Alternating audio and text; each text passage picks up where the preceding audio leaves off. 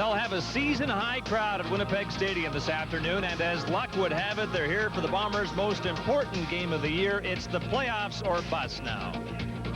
Hello and welcome to Winnipeg Stadium. I'm Scott Oak. The Bombers' game plan in the final weekend of the CFL's regular schedule called first of all for lots of praying, and their prayers were answered.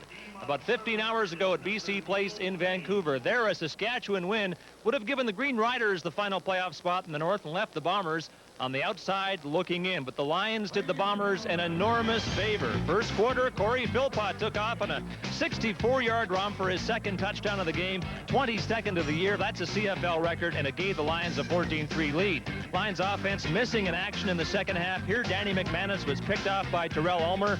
He ran it back for a touchdown to give Saskatchewan a 3-point lead. But it was three fourth-quarter interceptions the other way that made the difference. A Saskatchewan scoring drive snuffed out here on Kelly Sims' interception of Tom Burgess. With 7.5 to go, Lions down by 1. James Jefferson waited on a poorly thrown ball by Burgess, picked it off to set up a Lou Pasaglia field goal. These were the winning points as the Lions broke a 5-game losing streak on a 30-25 win, denying Saskatchewan a playoff spot pending the outcome here at Winnipeg Stadium.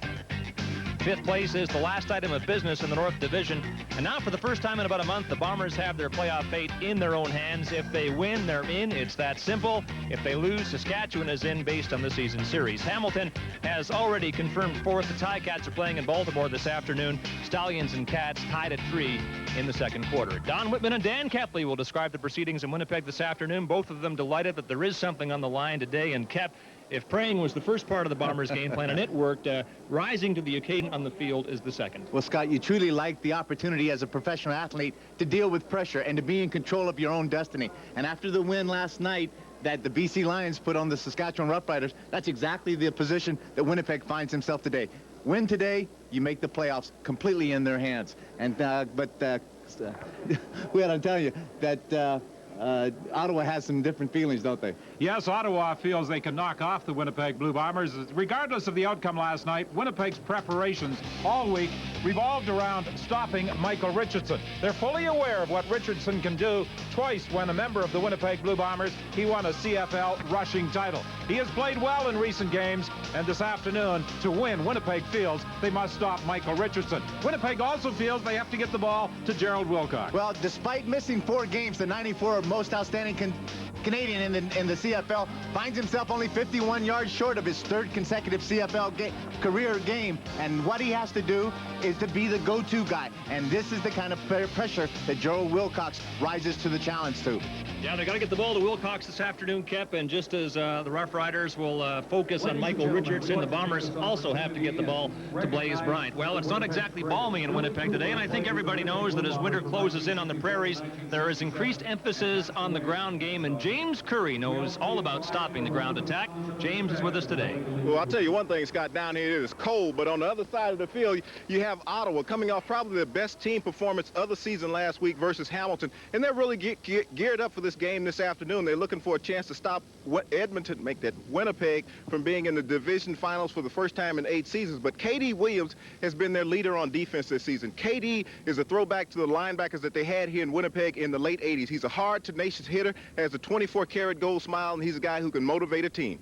Thank you very much. Scott? All right, James, you've talked to the Ottawa players. Do you get the feeling that Sammy Garza is pumped for this homecoming? Well, this is a big game for Sammy Garza, an opportunity to come back here in Winnipeg and show these fans that he really deserved to be the quarterback here, and he didn't want to leave, and he's hoping to knock Winnipeg out of the playoffs. Okay, James, coming up on the BF Goodrich TA halftime report today, we'll talk live with the leader of the Saskatchewan defense, Bobby Jurison. He'll join us live from the Riders Hotel in Vancouver. Riders are taking a late flight home today so they can watch this afternoon's game, and we'll preview the postseason. There's balance in the playoffs this year like there has not been in recent years.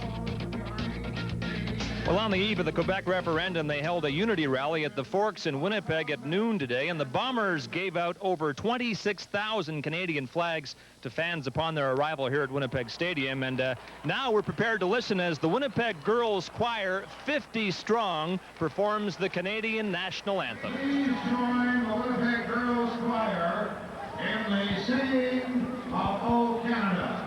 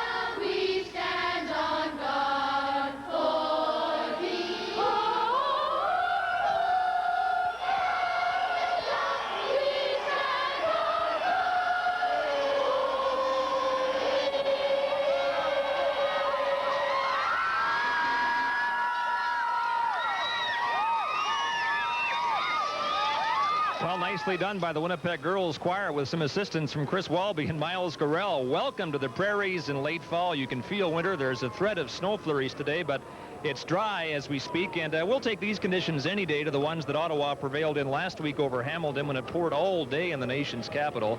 Bombers 6-11, but 7-11 will put them into the postseason. For that matter, so will a tie. Ottawa hoping to end the season on a 2-game win streak. So those are the stakes in this game, and here are Don and Dan. Thanks again, Scott. Hi, everybody. Jim Gilstrap very pleased with the way his team performed last week in a victory over the Hamilton Ticats. He hopes the team will continue the same pattern today in that they don't shoot themselves in the foot as they have done so many times during this very difficult season, which they've won just 3 games. They started the year on such a positive note, defeating the Winnipeg Blue Bombers on the 28th of June by a score of 25-15. Cal Murphy quite relieved last night by the victory of the BC Lions over the Saskatchewan Roughriders, because now his team can determine its own fate. A win or a tie for Winnipeg, and that means the Bombers will go to the postseason against the Baltimore Stallions in the Southern Division semifinal. Troy Westwood preparing to kick off. The Bombers won the toss. They deferred their choice to the second half. They will have the wind at their backs in the fourth quarter.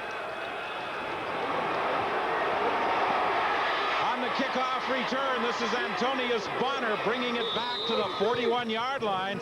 And Dan, this is pretty good field position for Sammy Garza to start the initial series for Ottawa. He's had some good opportunities with good return guys to come out there. Sammy Garza, you can see his numbers through the course of the 95 season, has more to prove than just numbers today, I think, with coming back into Winnipeg Stadium. Yes, when he left Winnipeg, he had a finger raised in the air as the fans were booing. He'd like to raise a finger again today, but this time point it at the scoreboard. Sammy Garza throws over the middle. It's incomplete. It was intended for Christensen down at the 43-yard line. Offensively, this is the way Ottawa lines up. Mike Shadd, even though he's played just 6 games, got the team's nominee as the outstanding offensive lineman. And they're pretty happy with the way this offensive line has come together in the last few weeks in the nation's capital. Odessa Turner, a 1,000-yard receiver. He broke the 1,000-yard barrier last week against Hamilton. And he's a key man in their passing attack again this afternoon. Pass was intended for Ray Alexander. It's 2 and out for the Ottawa Roughriders, and the fans at Winnipeg Stadium react as Sammy Garza leaves the field. In the brief time he was here as the starter this year, he heard most often a chorus of boos emanating from the stands at Winnipeg Stadium. And I think in some case unjustifiably so. I think Sammy Garza had to play under conditions. A lot of guys got banged up, a significant number of injuries, and just did not have an opportunity to play with the cohesiveness that Winnipeg had expected to come into the 95 season with. Lamley punting with the wind, taken on the run by Mark Ricks, and Ricks, of course, is the ex-Ottawa Rough Rider who was grabbed off the practice roster by the Winnipeg Blue Bombers, and he is starting against his former teammates. Reggie Slack is the starting quarterback this afternoon for the Winnipeg Blue Bombers, and Winnipeg feels that he has progressed over the last few weeks. They've attempted to change his throwing style just a little, and he has responded positively. Well, Reggie Slack, his whole history has been as a run-and-shoot type of quarterback out of the University of Houston, which is slow, methodical, coming out from underneath, making a quick read. Mike Kelly has tried to change those mechanics in the last 6 weeks. Slack steps up, gets away from the pressure, dumps it off, and the hit is made immediately on Blaze Bryant by Brett Young.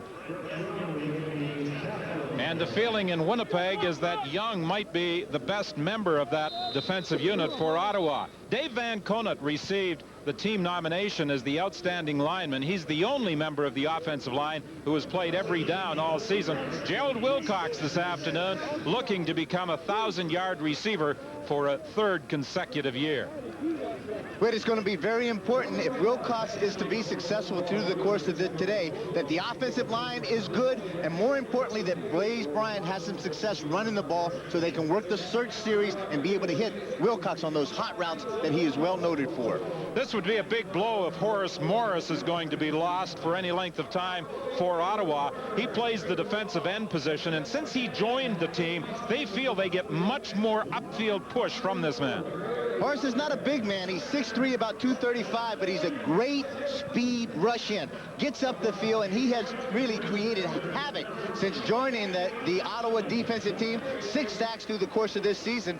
Comes in with a lot of playing experience, both through the WLAF and also some tryouts with the Arizona Cardinals and also the New York Jets. Paul Yatkowski will come in as his replacement. Morris yesterday was involved in a couple of races with teammates, and surprisingly, even against defensive backs, he was winning them. They claim he's got 4.5 speed, and there was some early speed coming off the corner in the person of Charlie Clemens, and I think he is going to be called on the offside unless it's procedure Winnipeg.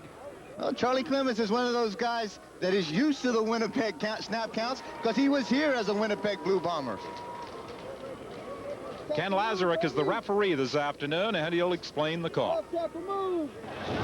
Offside, Ottawa, 5-yard penalty, still second down. Well, he didn't identify the culprit, but at the bottom of the screen, it appeared to be Charlie Clemens for 1. Pick one of 4, either one. Charlie just unfortunately has to be the guy that lines up right into the face of Ken Lazaruk, the referee, and Lazaruk saw him first, so it could have been one of 4 that were jumping to the sound rather than the movement of the football. Second and about 1 for Winnipeg. Blaze Bryant lost the football. It's still loose, and it looks as though Gerald Wilcox got back to cover up. Blaze Bryant, second and 1, lost the football, and fortunately for the Bombers, Gerald Wilcox was there to scoop it up. Terrific surge off that defensive left side. John Kropke and Derek McCready do a good job of getting penetration. This is just going to be a search series. Give the ball deep to Blaze. The ball gets stuffed inside. Comes out, then it's a scramble for it. Winnipeg comes up with it, puts them in a punting situation. Gerald Wilcox actually had 2 shots at grabbing the loose ball after it popped away from Blaze Bryant. Cal Murphy had quite a comment today about Bob Cameron. Someone asked how long he thought Bob Cameron would continue punting for this team. He said, I don't know how much longer he's going to punt, but when he goes, I might also go. Alexander was driven back about 7 or 8 yards. Doug Hawking was the first to make contact with him. It's still scoreless, 12:28 remaining in the opening quarter.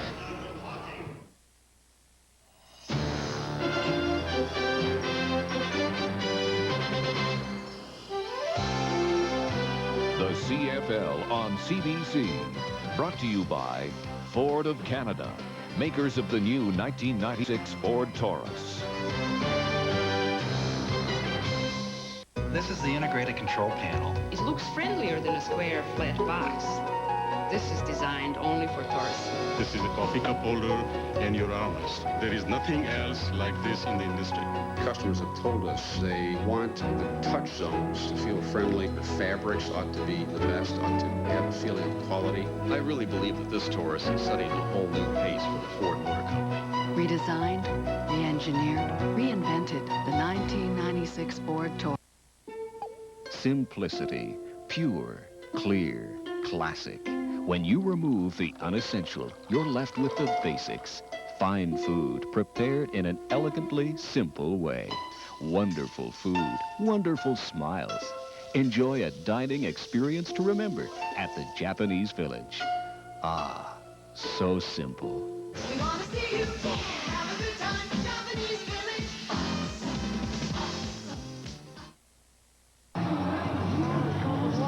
Cap, you never ever thought about dressing up on Halloween like that, did you? Unfortunately, I don't think that I ever had to. I was disguised most of the time anyway, running around. First and 10 for Ottawa, back at the 25-yard line. Bob Swift, a former member of the Winnipeg Blue Bombers during his playing career. Jim Gilstrap, a former assistant coach with Winnipeg. There are a lot of Winnipeg connections with this Ottawa organization. We'll tell you about more of them as the game progresses. Mike Richardson is one. We talked about him in the opening. He picks up just a couple of yards. And, of course, he won a couple of rushing titles with the Winnipeg Blue Bombers when he was here. Stan Mikowicz reached a milestone earlier this season. The nose tackle played his 200th game in the CFL, all with Winnipeg, on September the 29th. Del Lyles returns to the lineup, and Corus Irvin is playing an inside halfback position this afternoon for Winnipeg. Penalty flag in the play as the pass is intended out in the flat for Turner. He was covered by David Poole. Having a chance to talk with Don Burrell, the defensive backfield coach, he felt that his corners were going to be challenged, particularly with the outside receivers of the Ottawa Rough Riders, due to the advantage that the Ottawa felt that they may have with their height of those receivers. Calvin Smith was offside in the play, and Garza's not at all happy with the hit he took as he released the pass. Maybe we can get a better look at it on the replay. Calvin Smith comes in off the side, and at the last minute, number 44, K.D. Williams, comes in, gets the right hand in toward the gut. Almost looks like a little bit of a punch, but not much of anything. On second down, the pass over the middle for Christensen, and he's got a first down, taking the ball to the 40-yard line. Darius Watson came up to make the tackle. I think this is a key element to the Ottawa attack today, is to be able to use their inside receivers on the quick hot routes, quick openings, and try to see if they can spread the defense of Winnipeg across the field. That's going to open it up for big curl routes or quick post patterns by the outside receivers. Odessa Turner comes wide right. Poole is out defending against him. Handoff inside to Struthers, and Struthers is stopped right at the line of scrimmage. Mike Roach felt that trying to stop Michael Richardson would be the big task his team faced this afternoon, and he is now signaling in the defense. He wants his team in for this second down play. Mike Roach, one of the most well-respected defensive coordinators in the CFL. And he's got the kind of defense out there that like he likes.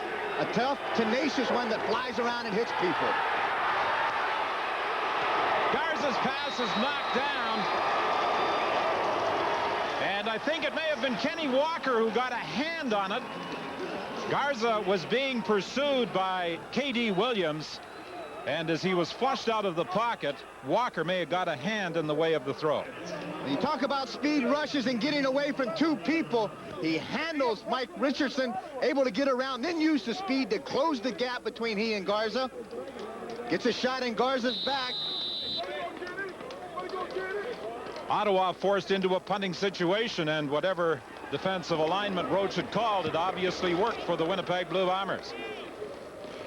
Ricks won't get an opportunity to field the third down punt as it bounces out of bounds at the Winnipeg 31-yard line. We have played 4 minutes and 59 seconds. It's still scoreless. Imagine hearing the call of the road, not the road itself. Imagine the world at your fingertips. Imagine an automobile so precisely engineered, it feels as if it were formed from a single piece of steel. Imagine a choice of sedan or wagon for the same price. Introducing the all-new 1996 Mercury Sable. Could you imagine anything better? Imagine yourself in a Mercury. Merrill is a champ, a member of the War Amp's Child Amputee Program. He lost his arm in a farming accident. Recently, Merrill visited the Sky Dome to present the CFL with the Play Safe Award. Thanks for the plaque, Merrill. The CFL is proud of the War Amp's Play Safe program. Hey, Merrill, any advice for the kids watching at home today? Don't let it happen to you. Play safe! Okay, listen up. There's a new Sports Select game in town. called point spread, and it works like this. Every game has a favorite and an underdog. Usually the favorite will eat the underdog's lunch. So point spread was invented. The favorite just can't win. He has to cover the spread. That evens things out.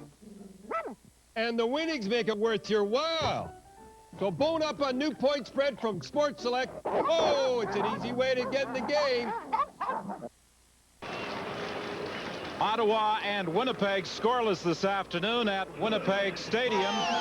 One of 3 games on this final Sunday in the CFL. Baltimore leads Hamilton 6-3 at halftime. A low-scoring game at Memorial Stadium. And this evening, San Antonio will host Birmingham in the final regular season game. And those 2 teams are battling for home field advantage in the playoffs. This is Boyko on the receiving end of the slack throw, and he will be close to a first down. Boyko could be a key today to the attack of the Winnipeg Blue Bombers. Only the fact that he's not noted for his speed. He's not a deep threat, but he's a good possession catcher as a receiver. And if he's not paid any attention to, he can just do these kind of catches all day long. And he's a very versatile individual. He can play the wide out, he can play the slot, he can handle punt returns and kickoff returns. Wilcox grabs the pass, and boy, that came very close to being intercepted. Brett Young thought for a moment that he was going to pick it off, and had he been able to get his paws on it, Kep, he was gone for 6. Well, we talked about the throwing mechanics of Reggie Slack, of having to get his hips around and getting that arm cocked and throw it, but now you got to get it out there with a little bit of speed and with some velocity on it. Joe Wilcox with great concentration, good defensive move, and the move made by Brett Young. When you're going to make that play, either 2 things have to happen. You've got to make a knockdown on the ball, or you got to have that trail arm grab some cloth and make the tackle. Chris Johnstone, the ball carrier, gets across midfield. You saw number 23 lined up against 87, Ottawa's best defensive back against Winnipeg's primary receiver. Chris Johnstone is one of those guys that just gives you a hard day's work every time he comes to the office. Little forgotten about at times. Sooner or later, he comes up, he makes the big run as far as the short yardage, or he catches a screen pass for 50 or 60 yards. Winnipeg 1st and 10 from the Ottawa side of midfield, just across the midfield stripe. Slack operating out of the shotgun. He's looking deep for Wilcox. He's got it. Down at the 15-yard line, he gets up and dives to the 12.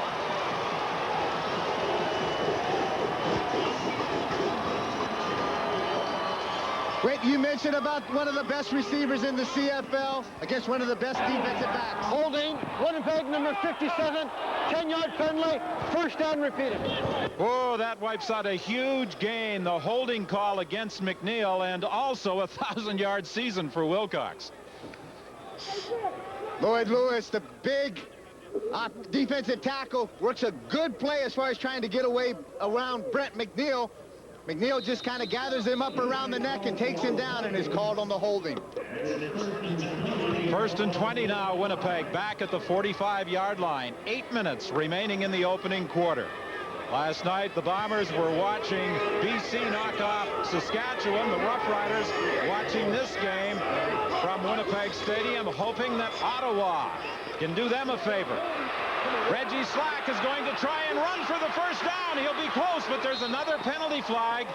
And it was thrown in the vicinity of the 45-yard line, and this could also be going against Winnipeg. It's another holding call. I think that's what we're going to get. Some of the receivers tried to come back and help out Reggie Slack once they saw that he was going to run and try to scramble for their first down. Offside, Winnipeg, number 17, before the first down. 10-yard penalty, first down repeated.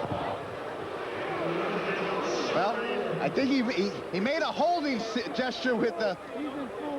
I think the holding penalty took place downfield after Slack had picked up the first down, but of course it was voided by the offside call back at the line of scrimmage. Well, there was certainly the flag of holding taking place down the field. We didn't see the second flag that was on by the line judge at the line of scrimmage, and that nullified the play to begin with. Well, if it's an offside call, they've penalized them an additional 10 yards. So it must have been holding, because it is 1st and 30 from the 35. Hand handoff to Blaze Bryant. Bryant is caught from behind by Charlie Clemens. Clemens was in the Winnipeg lineup for the first meeting of the season. As a matter of fact, there are 3 members of the Rough Riders who played for the Blue Bombers in Game 1 of the year on June the 28th. Speaking of guys that played for the Blue Bombers, Lloyd Lewis is one of those guys that played for a few years here, particularly in the '93 Grey Cup year. A guy that just, for 11 years, has given you effort, and nothing but a hard worker for any team that he has represented. And up front, the Rough Riders feel they are very strong with Lewis and Kropke in the middle. The pass was intended for Gerald Wilcox. He got a hand on it. It's incomplete. When you add Horace Morris and Derek McCready to the combination of Lewis and Kropke, that's as solid a front four as there is in the league. Well, as James Curry had mentioned at the onset of this game, how well they played last week. The 4 units, guys up front, Morris, Lewis, Kropke, and McCready, have done an excellent job of getting the pressure on quarterbacks and forcing some throws to be just off their mark. Not in this case. The ball went right through the hands of Gerald Wilcox. Bob Cameron's 3rd down punt. It hangs. Alexander grabs it on the run, and Alexander will give Ottawa pretty good field position as he brings it back to the 47-yard line.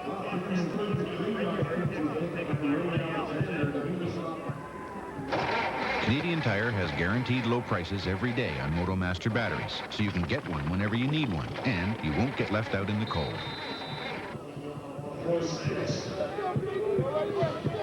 Sammy Garza in his 2nd consecutive start as quarterback for the Rough Riders. He took over in the 3rd last game of the season in the 2nd half against San Antonio. Performed well, got a start last week, won the game, and is the starter again against his former teammates, the Winnipeg Blue Bombers. His first pass is over the head of the intended receiver, Ray Alexander. I thought Garza put things in perspective when he talked about some of the criticism he received in Ottawa. He said in Ottawa it was fair and about football. In Winnipeg, he had to go through the Sammy son-in-law criticism. Well, I think that's a part of it. He is out there representing himself as a football player, and somewhere you got to leave the personal stuff on the side. Christensen grabs it for a 1st down at the 50, but there's another penalty flag, and this one is going against Winnipeg. I think it may be a late hit on Sammy Garza. Well, Sammy, they've been all around him all game long so far. Every time he's released the ball, somebody has hit him and knocked him to the turf. Roughing the passer, Winnipeg number 72, 15-yard penalty, 1st down Ottawa. The penalty is against Colin Scrivener, and that was after Garza had released the pass, and Ottawa is now 1st and 10 from the Winnipeg 35. The Blue Bombers so far in this opening quarter, Cap, are doing something Cal Murphy was concerned about, self-destructing a little. Well, they're just not playing very disciplined football out there, and I know that Cal Murphy personally expects his team to be disciplined and not take cheap penalties.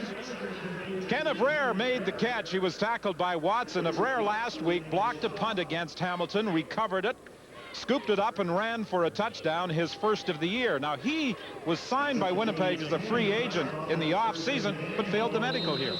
Had some problems with a knee injury last year, but as you said, came into the Winnipeg camp as a free agent, did not pass the physical, has not played very much for the Ottawa Rough Riders, that only being his 7th catch of the season. 1st and 10. Garza looks into the corner of the end zone. It's incomplete. He was trying to find Odessa Turner down there, and Odessa Turner was well covered. He was well covered by a veteran that knows a lot of routes, and he's seen a lot of moves in his day. Corus Irvin in his 5th year. Take a look. He just got to the inside, of course, and Odessa Turner's trying to run the post corner. Corus is sitting there running the route and the pattern for him, and just not letting him have any cushion whatsoever. Irvin has played in Hamilton, Toronto, Baltimore, and Shreveport, and now he's with the Winnipeg Blue Bombers. It's 2nd and 10. Garza, good protection. It was intended for Alexander, knocked down by Garrett, but there's also a penalty flag on the play.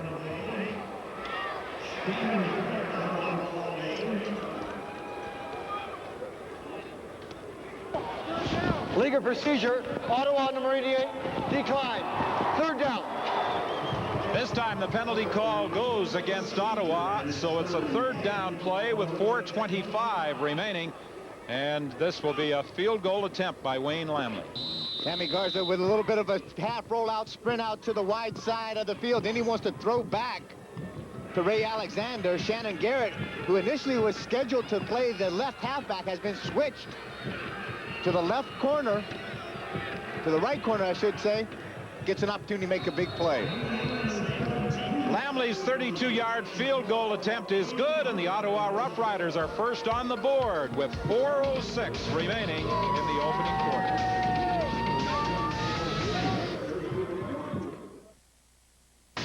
From Gillette comes a revolutionary form of protection for men. Gillette Clear Gel Antiperspirant. Unlike a stick that can stay in your underarm hair, this is a soft gel. It goes cleanly through the hair right down to the skin surface to fight odor and wetness where it begins. And that means effective all-day protection. A revolutionary form, Gillette Clear Gel Antiperspirant.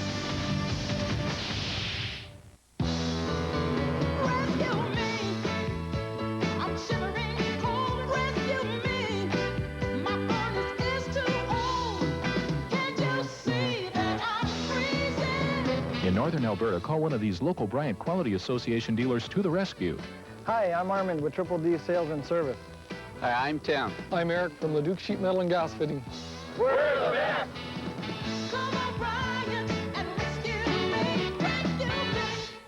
How's the back, Sam? No sense of humor. I told him to get a leaf grabber. Leaf Grabber's back-friendly design takes the pain out of raking, especially when things pile up.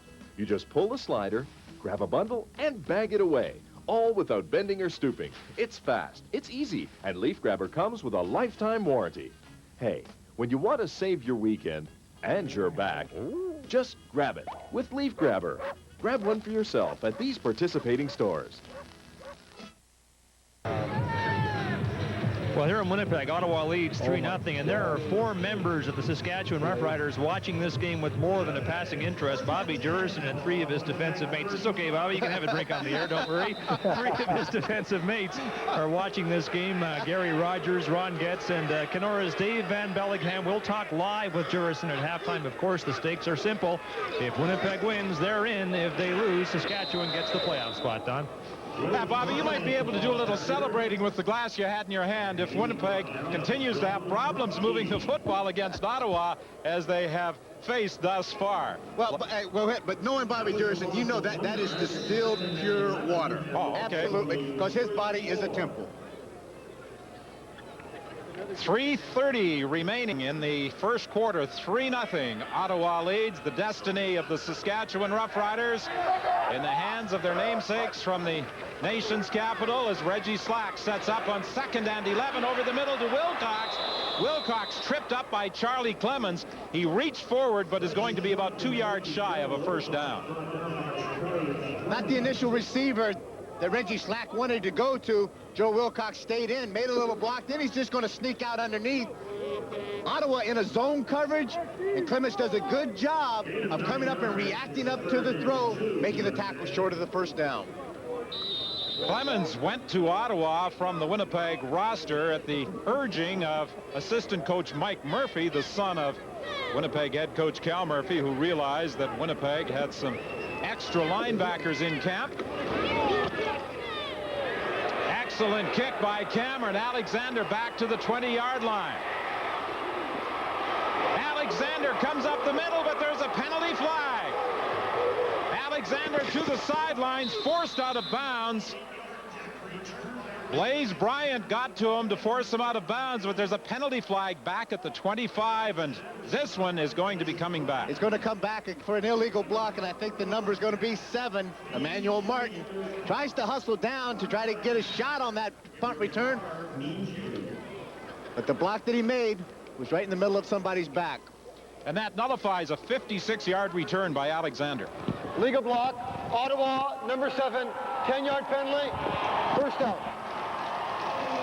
Emmanuel Martin guilty of the illegal block. Just to the right of your screen, coming into the play against number 43. That's Kevin Robson, who hustled and got downfield very quickly. draws the illegal block and backs up Ottawa deep in their own end. 1st and 10 for Ottawa. They are at their own 14-yard line. Garza sends Odessa Turner wide to the right. Under pressure. Garza throwing over the middle to Richardson, and Richardson finds some room. Richardson gets another block to the outside, and finally he's hauled down by Corus Irvin, but not before he got to the Winnipeg 35. And can I hear that cheering coming from that hotel room in Vancouver? I think Bobby may have put down his glass for a minute to clap his hands. Good screen passing. This is the way you take care of a hot defense that gets after you. You throw the quick screen to him, and there's nobody, I don't think, better in this league at running the ball with a quick screen than this guy, Michael Richardson. He took 60 yards for Richardson. 1st and 10. Ottawa at the Winnipeg 37. Hand off inside to Richardson. He bounces off a couple of tackles and takes it inside the 30. The Bombers are fully aware of what Richardson is capable of doing. A couple of years ago, when he played with Winnipeg, he had a huge regular season game against Hamilton, and then in the postseason ran for better than 200 yards against Hamilton. One of the greatest assets that K.D. Williams possesses is his track down speed. This guy has got great pursuit as far as getting down the line of scrimmage and making the tackle once he gets there.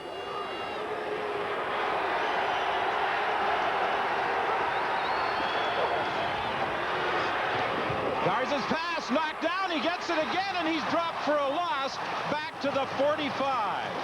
Well, I've seen a couple of unusual things this year in the CFL, and that is one of the strangest. Garza's pass deflected right back into his hands, and he's dropped for a loss back to the 45. And what KD's going to be this time, as Garza's going to throw the ball. Now watch K.D. Williams come through the line of scrimmage. Gets his hands up, knocks it back. Now Sammy's just going to be an athlete, and he's going to react to that. The ball comes back. He makes the catch. And actually, K.D. Williams is right there to make the tackle. Sammy Garza, had you had the chance to think about it rather than react, you'd have just knocked the ball down and not taken the loss. That's like the old story about draining the swamp. When you're up to your neck in alligators, you don't really think about the initial objective. This will be a field goal attempt of 52 yards. Wayne Lamley's previous kick from 32 yards out. It's wide, taken in the end zone by Boyko, and Boyko has some room to the sidelines. And he brings it back to the 24, but there was a flag as Burns was taken out of the play by what it appears the officials have deemed an illegal block. Illegal block against number 27, Corus Irvin, who was trying to get down there to help Boyko, try to get him to the wall, but there's the kind of idea. And to his credit, they talked it over, decided it wasn't a flag, wasn't a penalty, and the play stands as we saw it. Well, initially, it looked as though it was a good hit.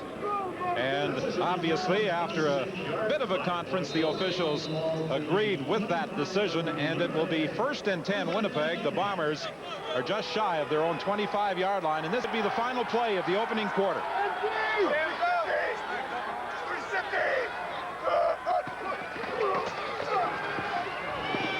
Over the middle for Gerald Wilcox, and this is a Winnipeg 1st down if he gets beyond the 35, and he has. And that is also the final play of the opening quarter. And here at Winnipeg Stadium, the Ottawa Rough Riders lead the Blue Bombers 3-0.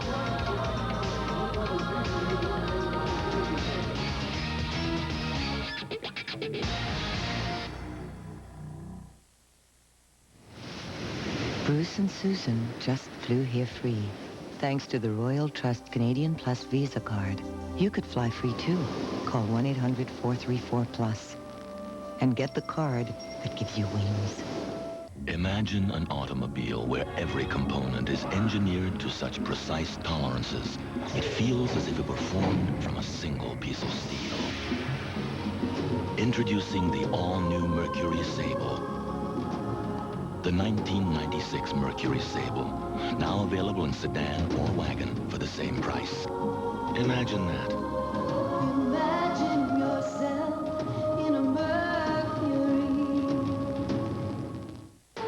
most energy-efficient home on the block.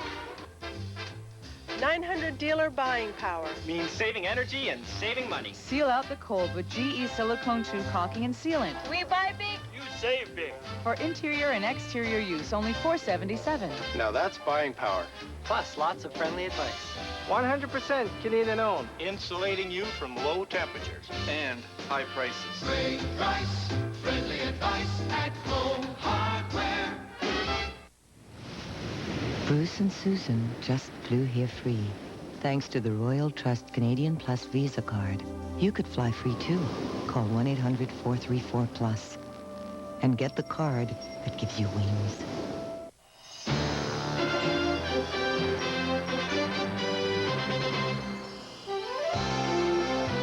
The CFL on CBC. Brought to you by Ford of Canada, makers of the new 1996 Ford Taurus.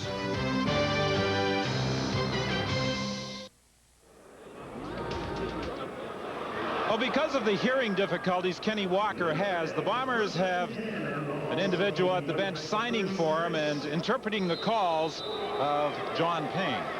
It's just amazing to think about that. You know how hard it is to play football when you think you can hear and see everything. Kenny Walker is an amazing athlete. The pass intended for Gerald Wilcox on 1st and 10 on the opening play of the second quarter.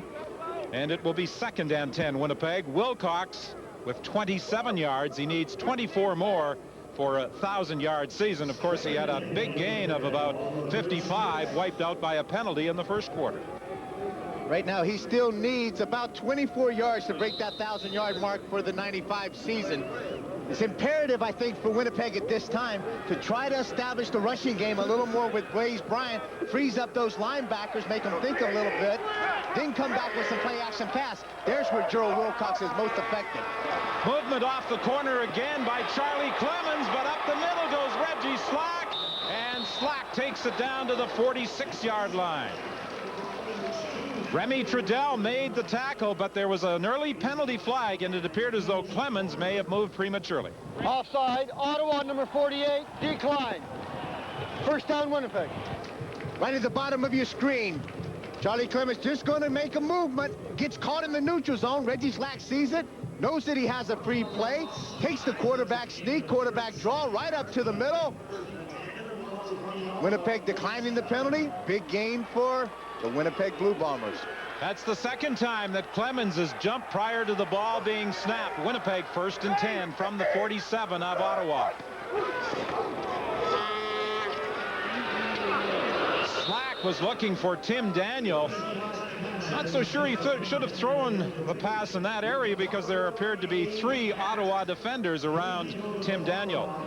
In the first quarter, the Ottawa Rough Riders with 62 passing yards to 41 for Winnipeg. Of course, the big gain for Winnipeg wiped out by a penalty, and that was the pass to Gerald Wilcox. Neither team having success rushing the ball against 2 very tough defenses on both sides of the ball, even though each one of these teams, Winnipeg giving up 70 touchdowns through the course of the 95 season, Ottawa 68.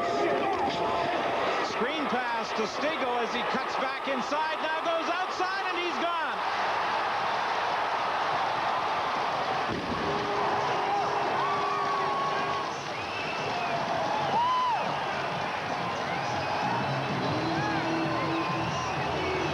Mike Kelly was telling us yesterday, Dan, that Stigl, learning the slot position, has been improving every game, and I think Kelly, the assistant coach and offensive coordinator, will be all smiles with what he has just seen from Milt Stigl. And you have every reason to be excited about that. Since they've lost the services of Gerald Alpin, the 2 Wilcox and Alpin worked simultaneously in the middle as slot backs. Now they needed somebody to complement Gerald Wilcox. Stigl being in the man, and with that play. So the Winnipeg Blue Bombers have a 7-3 lead with 13:28 remaining in the first half. We'll return with the Winnipeg kickoff after this.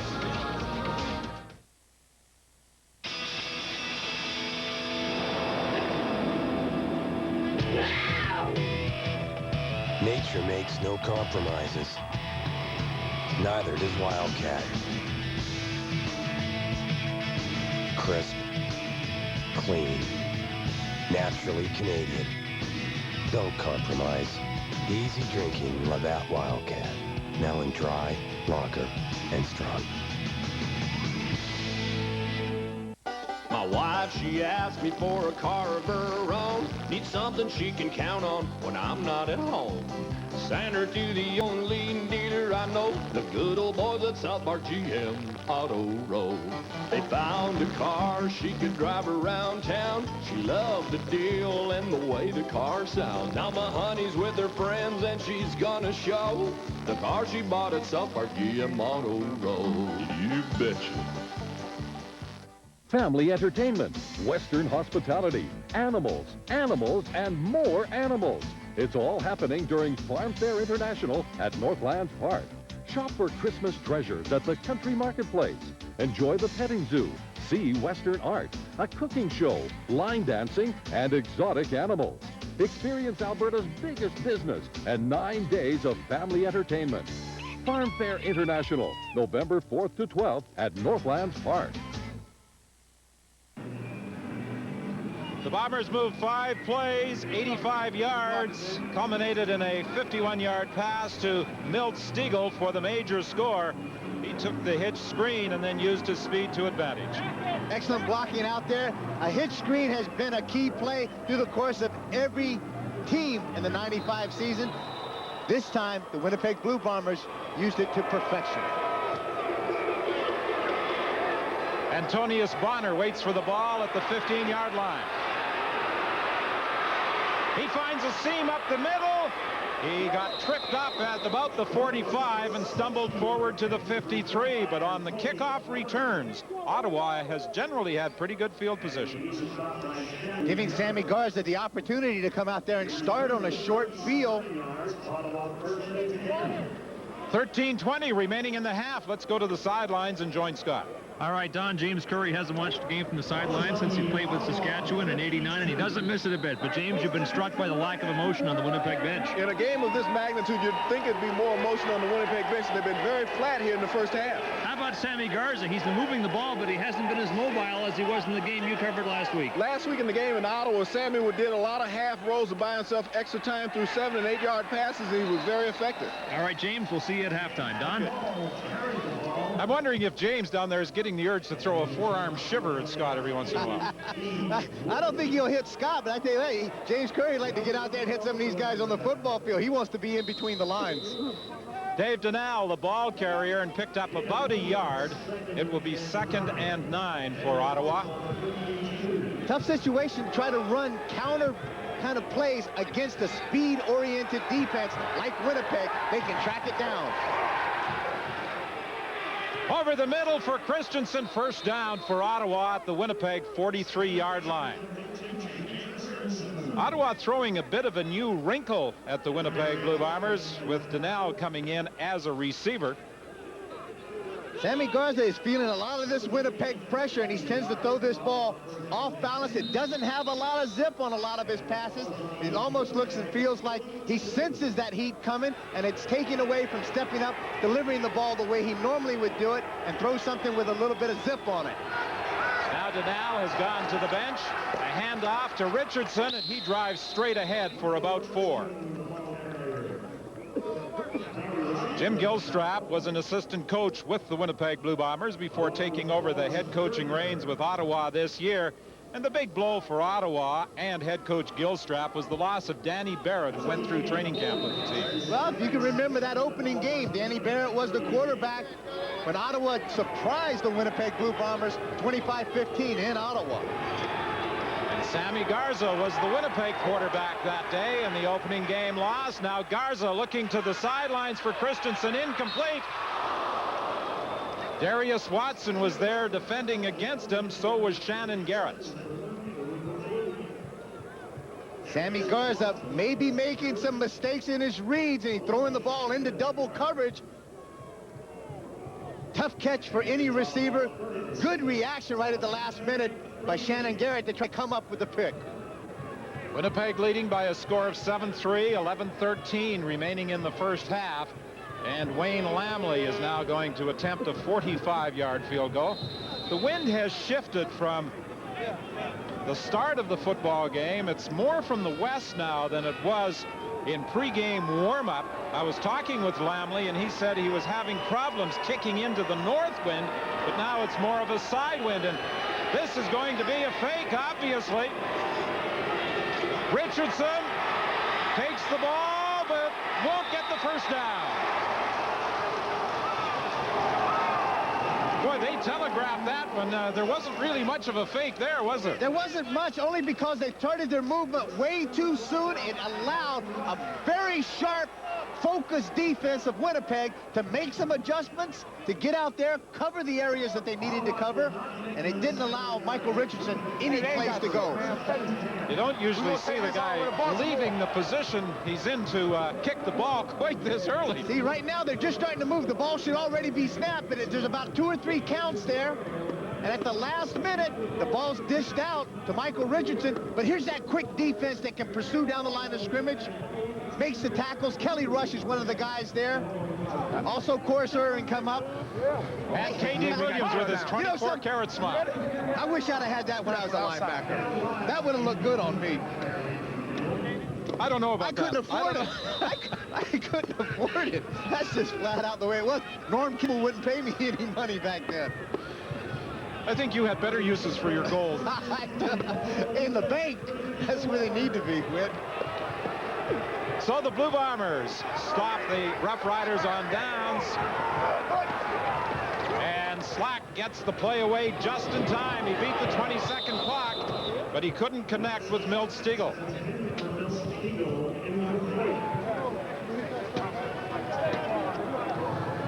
Here it's 7-3, Winnipeg leading Ottawa.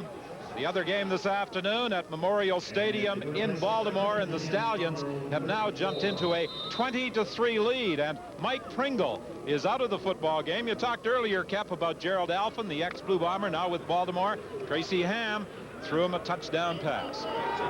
Great receivers. He can compliment that other guy named Armstrong on the slots.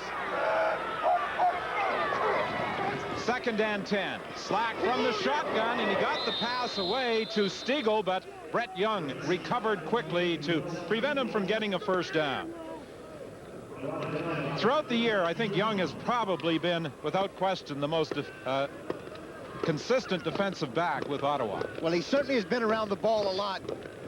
5 picks already through the course of the 95 season, 12 knockdowns. He's 2nd in the team with tackles.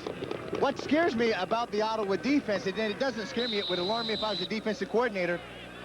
Remy Trudell is the leading tackler. Brett Young is the 2nd leading tackler. That means a lot of guys are getting through the line of scrimmage, getting deep quickly for them to make those kind of tackles, that kind of numbers. Yeah, you never like to see your safety as the leading tackler. Alexander cannot do anything with a perfectly angled punt by Bob Cameron on 3rd down. There is a penalty flag, though. We'll sort it out when we return. Ah, the joys of a minivan. That big sliding door. That heavy, removable 3rd seat. And those rear windows that don't roll down. What could be better? Introducing Odyssey. With 4 doors and an easy fold-away rear seat, it's not just a minivan. It's a Honda. I'll never forget that bright yellow slicker. Puddles wide as oceans, and that hot bowl of soup that'd warm you to your toes. Thank goodness Tim Hortons remembers too. Hi, Tom. Time for lunch. With freshly baked bread for sandwiches. This'll hit the spot. And real stick-to-your-ribs soups. Oh, it'll still warm those. You've always got time for Tim Hortons. Who says you can't go home again? Asphalt. Gravel. Mud. Water. They'll eat just about anything. The General Grabber AP. Available at Tirecraft. With more than 80 stores in Western Canada to serve you. General Tires. They eat the competition's lunch.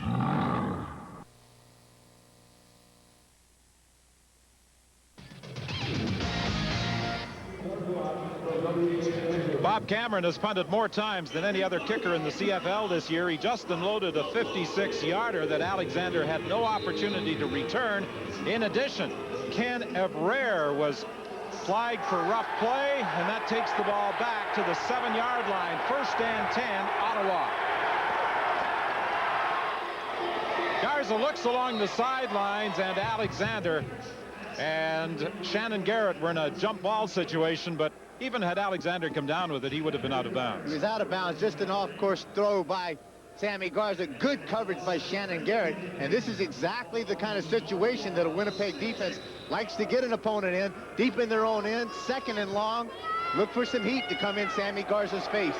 Garza has only been able to complete 5 of 13 attempts for 80 yards thus far, and there's a penalty flag that is going to be a procedure call against Ottawa. Boy, they should have the Maple Leaf in the middle of all those flags that are flying this afternoon at Winnipeg Stadium. Looks like we may get a quick call, an illegal procedure against Mike Jovanovic. Legal procedure, Ottawa, number 51. After this is the goal line. 2nd down repeated. My apologies, that's David Black. And David Black, being an ex-Winnipeg Blue Bomber, he knows the speed of this defense. He was just trying to get a head start to get to where he needed to go. He's lined up against a longtime friend and teammate, Stan Mikowicz. And Black, 33 years of age, who lives in Winnipeg in the offseason, has indicated this might very well be his final game as a professional. Intended for Alexander, and it was knocked down by the corner, David Poole. David Poole just doing an excellent job of coverage. Great break on the ball. Dustin Turner's going to come off the line of scrimmage. Doesn't make much of a fake. David Poole, having good vision into the backfield, is able to make a better break on the ball. Comes back toward the ball. Turner stayed out and hung out there. Didn't make any move to come back towards Sammy Garza to make that reception. David Poole almost coming up with a big pick and a big turnover deep in Ottawa's territory. 8:39 remaining in the first half. Winnipeg is going to get the ball back in excellent field position unless it's a safety touch conceded by Ottawa. And that is the case, although Lamely is taking his time before running out the back of the end zone, and there is also a penalty flag on the play.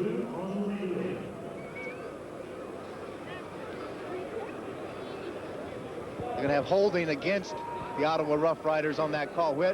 I don't know, if you're going to take a safety right there, go ahead and take a safety. There's 8:24 to go. It's not like you're going to take off enough time off the clock that it's really holding. Going to mean Ottawa anything. number 44, decline. Safety touch. Yeah, that's something that's always puzzled me. Guys running around in the end zone, and yet they can be using the time to their advantage later on in the half or in the quarter. Dwayne Knight is the linebacker that's charged for holding against another good linebacker, special team player, number 35, Brendan Rogers. Well, each team is a specialist on special teams. Brendan Rogers fulfills that role for Winnipeg. And for the Ottawa Rough Riders, they've got a couple, Stefan Reed, Nick Richards. And another guy named Chris Sangaris that used to be here. It's like old home week with the Winnipeg guys coming back to Winnipeg Stadium and playing here in front of a crowd that used to cheer them quite a bit as opposed to boo them and jeer them a little bit as they're doing today. And a pretty good crowd this afternoon at Winnipeg Stadium, about 27,000 watching the action. 1st and 10 Winnipeg from the 35-yard line. The Bombers now in front 9-3. The pass to Wilcox, he can't hang on. Winnipeg, of course, had the choice. They could either scrimmage following the safety touch from the 35 or have Ottawa kick off. They opted for the former. Search series. They fake the ball to the inside. The halfback comes to the outside. Quick post by Gerald Wilcox, and that's just a catch that he has to make if Winnipeg is going to maintain a lead and have an opportunity to win this football game. And it almost appears at times as though Winnipeg is trying to force feed Gerald Wilcox. Well, they may be. He's a good guy to try to force feed, but all of us, if you do not get an opportunity to get the ball to him, just like that, you're going to get the kind of heat. You don't have an opportunity to get the football into Gerald Wilcox's hand, but when you do, he's got to come up with the big play if he is the go-to guy. Well, Reggie Slack had the ball stripped away, and he was fortunate that he was able to scramble back and pick it up. Just look at the power of Lloyd Lewis inside against Kevin Robson. Does an excellent job getting upfield, shedding off of that block, stripping the ball loose. Reggie Slack is the guy that comes up with the turnover. Alexander is the lone man back for Ottawa on this third down punt by Bob Cameron. 7:25 remaining in the first half. A low snap, and I think Bonner got a piece of it. It's picked off by Martin, and Martin is going to head to the end zone. I think Antonius Bonner may have deflected it. This would be a no yards call, perhaps against Winnipeg, so I'm sure the touchdown will stand. Decline. Touchdown. So the Emmanuel Martin touchdown will stand, and the Ottawa Rough Riders move in front by a score of 10-9. Well, I'm sure in the minds of the coaching staff, this will atone for the earlier miscue where Martin was penalized on a fine return by Ray Alexander. Really did, and he made an honest effort to come with great speed from the outside, got just a piece of the ball, enough to knock it down, made some contact with the kicker, Cameron. And now Lamley with the point after, and the Ottawa Rough Riders have a 10-9 lead. 7:01 the time remaining in the first half. This next Nissan needs no introduction. Excuse me. It doesn't need an introduction because it's already the most popular vehicle of its kind on the road, or wherever you happen to drive it. It has standard V6 air conditioning, cruise control, and 8-speaker AM/FM cassette. And if you're still not sure which Nissan this is, the name's right there on the back. Visit your Nissan dealer today for a test drive, because it's time to expect more from a car. Winter's here, and it's time to ask yourself, does your battery have the juice to get you started when you really need it? Do your tires have the traction you need for slippery situations? Only Canadian Tire offers MotoMaster batteries and tires to get you going in any situation.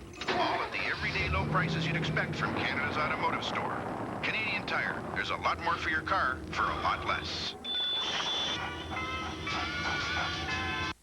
When it comes to shopping for auto parts, come into UAP Napa, because you can trust your local UAP Napa auto parts store for superior parts availability, expert advice, and friendly service. And watch for UAP Napa's Fall Frenzy Flyer. Sale is on October 2nd to October 31st. So when you need quality parts and accessories, put your trust in UAP Napa Auto Parts. UAP Napa. We are real auto parts people. Well, obviously, conceding the safety touch was a good move by Ottawa, because on Winnipeg's ensuing possession, the Rough Riders were able to partially block the third down punt, and Emmanuel Martin takes it to the end zone from 28 yards out, and now the Ottawa Rough Riders have a 1-point lead. Stiegel waits for the ball at the 17.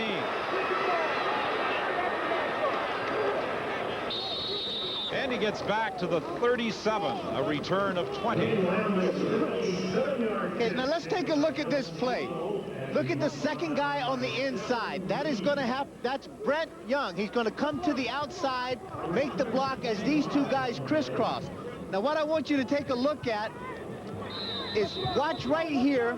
This is Blaze Bryant as he goes inside. Watch how he steps inside. Then he's unable to come back outside to get a good block on Brent Young. That allowed him just to get a piece of the punt. And Emmanuel Martin took it into the end zone. Ottawa leads 10-9. Blaze Bryant, the ball carrier, and he will pick up just a couple of yards before he's tripped up by Lloyd Lewis and middle linebacker Ray Bernard. But I really think that some of those circumstances that are taking place on the field right now are good.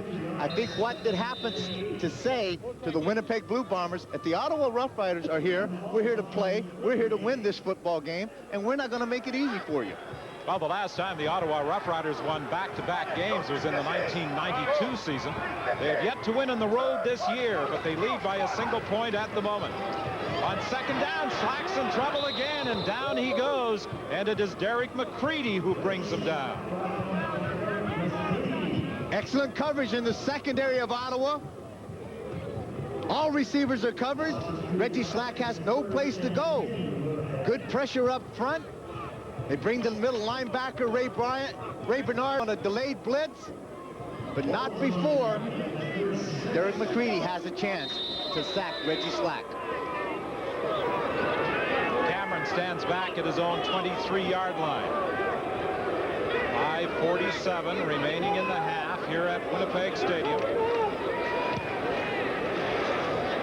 Alexander waits for it at the 27-yard line, gets a block, tries to get to the outside and spins his way up to about the 38.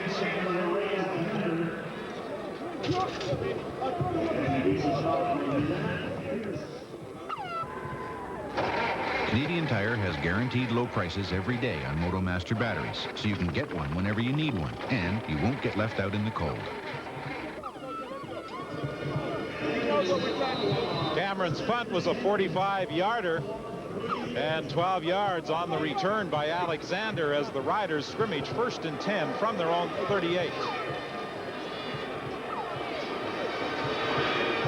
Toss inside to Richardson. Richardson lost control of it, got a good bounce and got it back.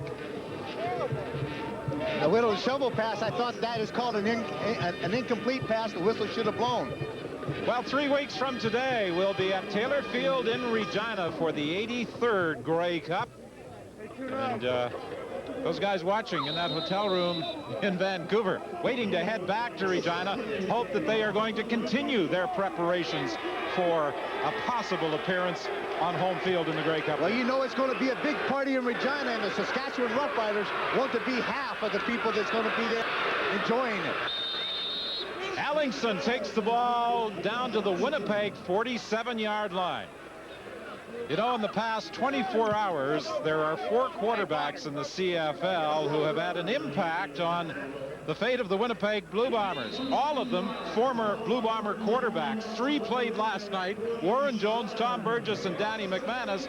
But the quarterback, Cal Murphy, might be fearing the most is number 15, Sammy Garza. Garza, the screen to Richardson, and Richardson gets a couple of good blocks, and Richardson is down to the 25-yard line. 3:55 remaining in the half. Again, as I said earlier, what they want to do, Michael Richardson is right here. They're just going to fake it. Good blocking out in front. Michael Richardson is going to escape out, dump the ball off to him. The blocking downfield is what is the key play. Then Richardson just finds a little opening and uses that burst of speed to pick up big yardage. Ottawa 1st and 10 from the Winnipeg 26. Again, it's Richardson to the outside, and Richardson is down to the Winnipeg 7-yard line. Dan, in talking to Cal Murphy, he said this morning he felt that Sammy Garza would try and utilize Mike Richardson, and in the last few plays, Garza has indeed. Well, when you have an athlete in your backfield on your team, the caliber of a Mike Richardson, and I think all these guys have a little bit subconsciously in their mind, as you said, ex-Winnipeg Blue Bombers, they want to prove a little something when they come back to a place where they used to play. Every athlete is like that, and Michael Richardson is no exception. And Richardson also lives in Winnipeg during the offseason.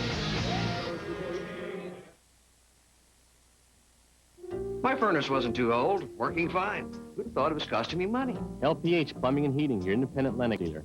Turns out furnaces just 8 years old could be inefficient. Who knew? We knew, but then we've been in this business 46 years. So I got a Lennox high-efficiency furnace. Who'd have guessed I'd be saving up to 40% on my heating bills? LPH Plumbing and Heating. Lennox, 5,000 independent dealers, 100 years of service. One less thing to worry about. Who could ask for more? Winning the lottery would be nice. Today's cars and trucks are more advanced than ever, but there is a price. Their harder working engines can wreak havoc on the motor oil, breaking it down almost immediately. That's why Castrol GTX provides maximum protection against viscosity and thermal breakdown. So use Castrol, or your harder working engine could make things hard on you. Castrol GTX, engineered for greater protection against breakdown. Look for Castrol GTX at these and other leading outlets. The 1996 Pontiac Sunfire Coupe. If you're serious about driving, your next car is a Sunfire. 14840, action figures not included. Catch it, only at your Pontiac dealers. The 1996 Pontiac Sunfire Coupe. If you're serious about excitement, your next car is a Sunfire. 14840, racetrack sold separately. Catch it, only at your Pontiac dealers. With 3 minutes remaining in the half, the Rough Riders lead by a point, and they're in position to add to their lead. They are first and goal from the Winnipeg 8-yard line. Mike Richardson has caught 4 passes for 102 yards thus far in the game. Man-to-man coverage. Sammy Garza should get the one-on-one that he needs. Alexander in the end zone, can't make the catch. Shannon Garrett was defending against him. Don Burrell, the defensive back coach of the Winnipeg Blue Bombers, felt it was imperative to play some man-to-man coverage and play press man-to-man. The defensive backs to come up tight on the line of scrimmage and not allow the receivers to get off the line of scrimmage. Make it tough for them. Shannon Garrett does a great job locating the ball, getting his hands on it, causing a knockdown. It will be second and goal Ottawa from the Winnipeg 8. Richardson, the lone setback. Now he's in motion. Garza goes down. K.D. Williams makes the sack.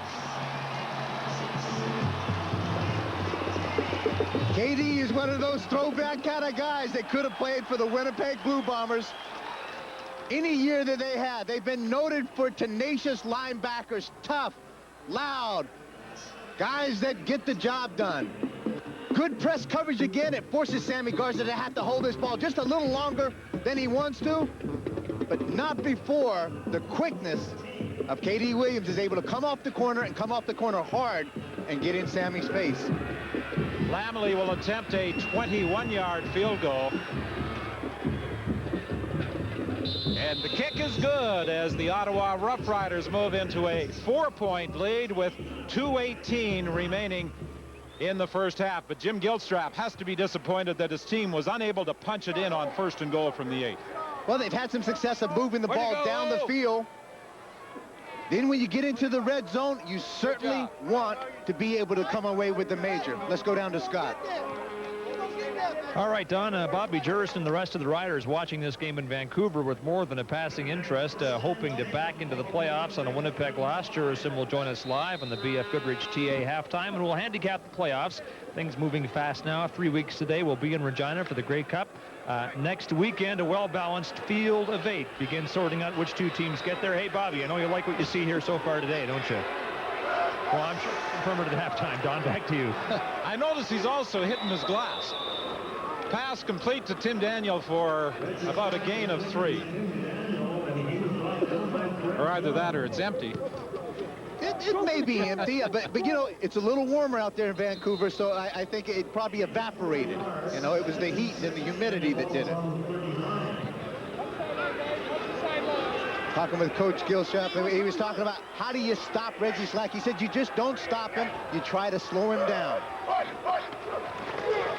This is a quarterback draw, and Slack is not going to be slowed down until he gets to the 49, and that's a Winnipeg first down. Reggie's going to take the ball. His key read, if there's anybody over the nose,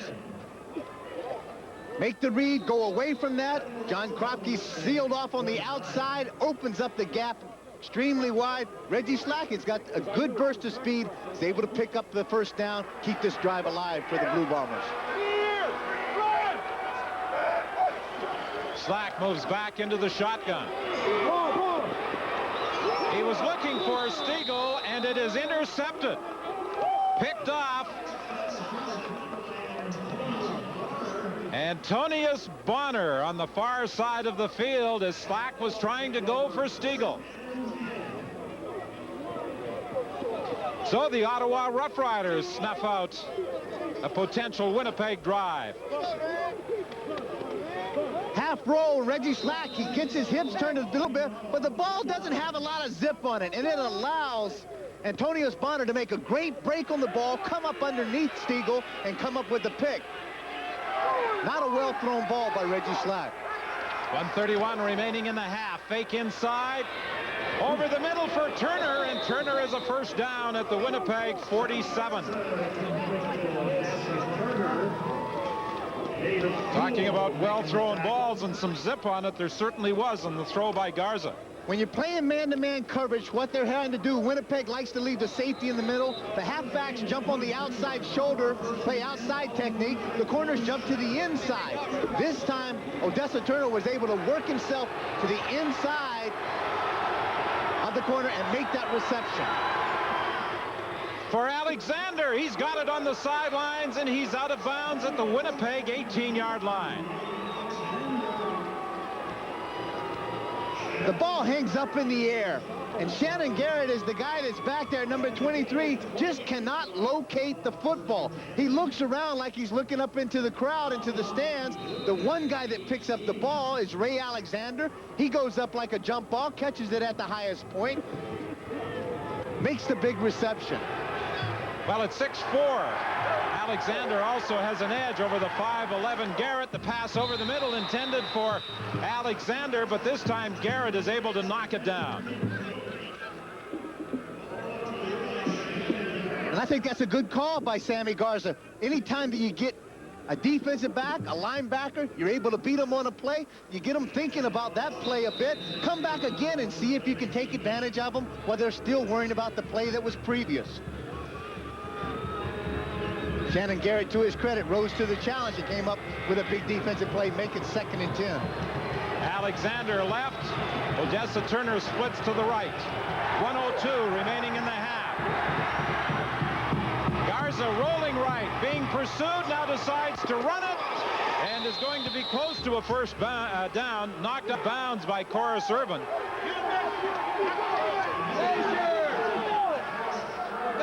That's what's going to pump your team up right there. Your quarterback, an ex-Winnipeg Blue Bomber, comes on and takes it on his shoulders to get the job done. Katie Williams gets inside. Sammy Garza's not known for his blinding speed, but he is known for his heart and getting the job done when he has to. He takes on Corus Irvin, drops Corus to the turf, keeps his balance, and picks up the first down. Or it's going to be very close, I'm sorry. Regardless of how this measurement turns out, I think Ottawa will go for it, and they are going to have a first down. Well, there's no tomorrow here. I mean, you don't have to worry about playoffs. You don't have to worry about your home crowd booing you. If you're down there that close, you're exactly right. You roll the dice, take a chance. Even at that, you back them up. You've got Winnipeg starting 1st and 10 on about the 12-yard line, or I should say the 8-yard line. Well, Sammy Garza heard a lot of boos during his playing time in Winnipeg this year as a starter. His play in this second quarter in particular has silenced this Winnipeg crowd. Into the end zone, touchdown to Odessa Turner. And the Ottawa Rough Riders are taking control of this final regular season game at Winnipeg Stadium. And Sammy Garza, the hero of the moment for the Ottawa Rough Riders, as he accepts congratulations on his touchdown throw to Odessa Turner. Take a look, just a quick post. David Poole again is on outside technique of the shoulder. That gives the inside away. The quick post inside. Garza has time to throw the ball, and Turner comes up with a big catch. Wayne Lamley adds the point after. That's what started the drive. He's trying to play you outside to stop the fade. That's what he's killing himself. It cuts. See, you could just hear that as he's talking to one of the guys on the sideline. If he's going to play you to the outside, trying to take the fade away, then you go to the quick post. Turner did, and he came up with the major. Danny Barrett was the player on the sidelines explaining to Odessa Turner what he had to do. And in Vancouver, the Saskatchewan Rough Riders who are watching are undoubtedly pleased that this play worked as well as it did. Take a look at Garza's reaction after the touchdown catch. Yes, it's trouble. He says, you know, I was booed here when I wore the blue and white. He said, I'm going to get booed here when I wear red and white. But I think the boos today will be something that he can justify and he can accept. Well, you know, he came off the bench in the 1993 season, replacing Matt Dunnigan after he went down in a game against Sacramento with an Achilles tendon and was lost for the last 2 games of the regular season. He managed to take Winnipeg to the Grey Cup game. On the kickoff, the ball seemed to roll on the tee just as it was kicked, and now Stigo brings it back to the 49-yard line, and that's where Winnipeg will scrimmage 1st and 10 with 44 seconds remaining. Come on, baby. I think the ball tumbled off the kicking tee just as Lamley moved up to kick it, and that's the reason it's squibbed along the ground. But let's go back to the touchdown. Now, this is David Poole right here on the outside shoulder. It's going to allow Odessa Turner to come to the middle. The big key to this, look back here. Where's the safety? The pass is thrown, the catch is made, the safety comes into the position. Jason Mallett about 3 steps after that. And again, Slack is flushed out of the pocket and will get about 6 yards as he carries to the midfield stripe. The Rough Riders are getting a pretty good push from their front 4 this afternoon. Well, again, we allude to what James Curry had mentioned in the onset of this game, how well these guys played last week, and they have certainly risen to the challenge. There appeared to be a mix-up in the read with either Wilcox or Daniel as Slack was throwing the hot pattern. And he looks like he's trying to throw the hot pattern to the quick out to Gerald Wilcox. The ball's thrown behind him. The guy with the best shot at it is Emmanuel Martin, the corner. Slack is having some problems this afternoon as the Ottawa Rough Riders are playing a sound game defensively. And now Bob Cameron, with 30 seconds remaining in the half, stands at his own 40-yard line for this 3rd down punt.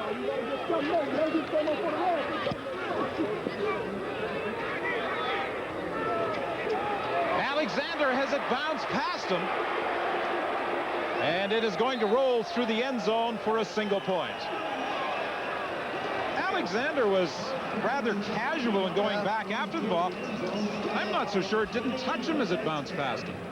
We'll try to get a replay of this as it goes through it. It's an error if he's a shortstop. It went right between his legs. But let's take a look. A little lackadaisical. It goes through. It doesn't look like it touched him much. It made a high bounce, came through. It may have just skimmed the inside of his thigh. You would think if it touched him, the ball would have changed course a little bit. It looked like it kept going, and it did right through the end zone for the single. A 75-yard single by Bob Cameron with 19 seconds remaining in the half. 20-10, Ottawa leads. And I think the Rough Riders are going to be quite content to take the final seconds off the clock and go to the dressing room with a 10-point first half lead.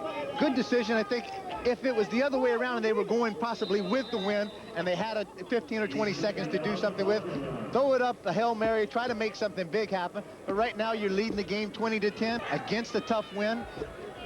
Take a knee and let's go see if we can keep this going for another 30 minutes, says the Ottawa Rough Riders. And time has expired here at Winnipeg Stadium with the Rough Riders under the direction of Sammy Garza heading to the dressing room with a 10-point lead. A game the Bombers must win if they hope to advance to the postseason.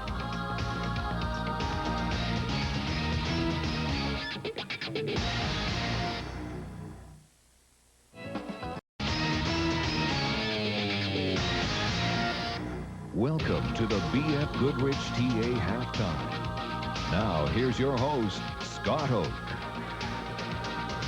We're at the half at Winnipeg Stadium where the Bombers trail by 10 as they try to nail down the last of 5 playoff spots available in the CFL's North Division. This game will finalize the standings in the North where the first 4 postseason berths have long since been claimed.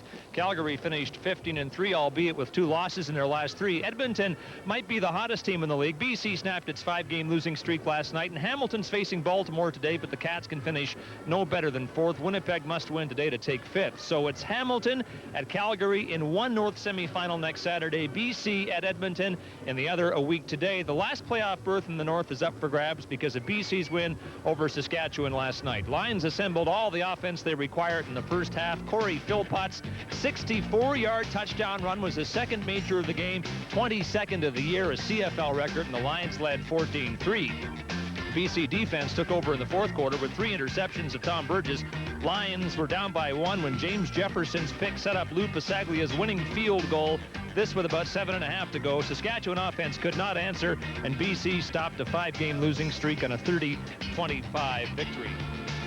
And so the Riders failed for the second straight week to confirm a playoff spot. Mind you, they can still get there if Ottawa hangs on and beats Winnipeg today. Bobby Jurison's one of 37 riders who just wishes it was otherwise, and perhaps that the Green Riders had their fate in their own hands. He joins us now from the Riders Hotel in Vancouver. Bobby, how tough is it to watch today with all that's at stake? Well, I'll tell you what, I hope the Riders out there can finish the job that we couldn't do last night. We had an opportunity to get ourselves into the playoffs, but things didn't work out for us. And Bobby, what happened last night in a game that obviously meant the world to the Riders? Well, the games have been meaning the world for us since Labor Day weekend, and I think our defense has come a long way, and I can't talk about our offense because I don't really know what's going on that side of the ball, but defensively I think we've been playing some good ball. We gave up a few big plays, and that's why I think we lost the game last night. Guys have been so close late in this season. You've played the best teams in the league really tough. Lost 5 games by 1, 2, 3, 4, and 5 points. But I know I'm not making you feel any better. None of this will be of any consolation if you don't get to the postseason. Well, one of the radio talk shows back in Regina said in the last 7 games, I think we lost in a total of 33 points. And that's pretty good. And we just haven't been getting the breaks coming our way. And I just hope Ottawa can help us out here a little bit and get us in the door, get our foot in the door, because I think we can give Baltimore a heck of a game. Bobby, I know you're watching this with your teammates. Dave Van Bellingham behind you. I think he might be trying to distract you. Do you and your teammates have any motivational messages for Ottawa in the second half of this game? All I could talk about is the ex-Riders there, Burns and Bernard and Ellingson. Come on, boys, we need you. All right, Bobby, thanks for your time, and thanks to your teammates as well. Enjoy the second half of this game as best you can. So, Bobby Jurison speaking to us live from the Green Riders Hotel in Vancouver the day after Saskatchewan lost to BC. Here, Ottawa is trying to help Saskatchewan into the playoffs, and we'll return in a moment. I've been thinking very seriously about the Windstar GL 399 on the plan, you know? That's great. It's kind of big for just you. Well, I was figuring I could show the grandkids my Alberta. Grandkids, huh? The little boy, does he still bite? He's never broken the skin. And the teenager, isn't that the one they call Nightmare? It's just a nickname. I'm a selfish old man. I can't tear them away from their parents like that. It's always been Ford. Peanut butter jam sandwiches. Hey, you've got milk. Where'd you get that? Lying bovine. You said we were all out. I need that milk. Come on, hand it over. Give me that milk. Give it to me. Give it to me. Don't drop it. Whoa!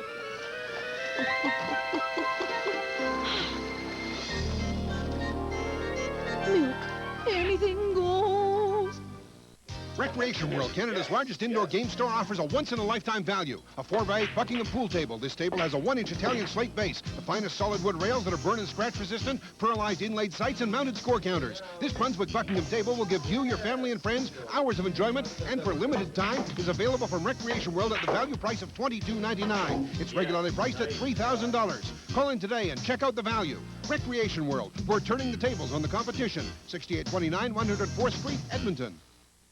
And welcome back to the McDonald's Cup. As the Muppets take the ice, the All-Stars are way ahead. Oh, no, the door's jammed. Hey, man, they just scored again. What can we do? Play NHL Muppet Mania at McDonald's today, and you could win great prizes, like one of 50 all-new 1996 Mercury Sable or Ford Taurus vehicles, Bauer inline skates, Nestle Crunch Bars, or $100,000 cash instantly. No more Miss Nice Pig. Give me a boost. Here we go. You watch it, sorry.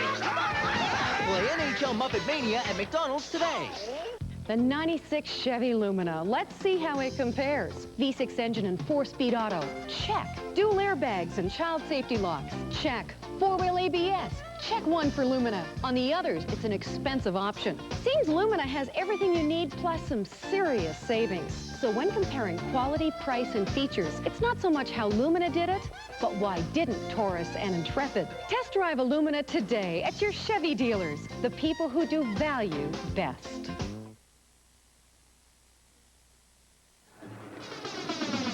There's Government House with the legislature behind it in downtown Winnipeg. Don Whitman's house is twice as big. Back with you in Winnipeg now as we continue with the BF Goodrich TA halftime report, Bombers Trail 2010.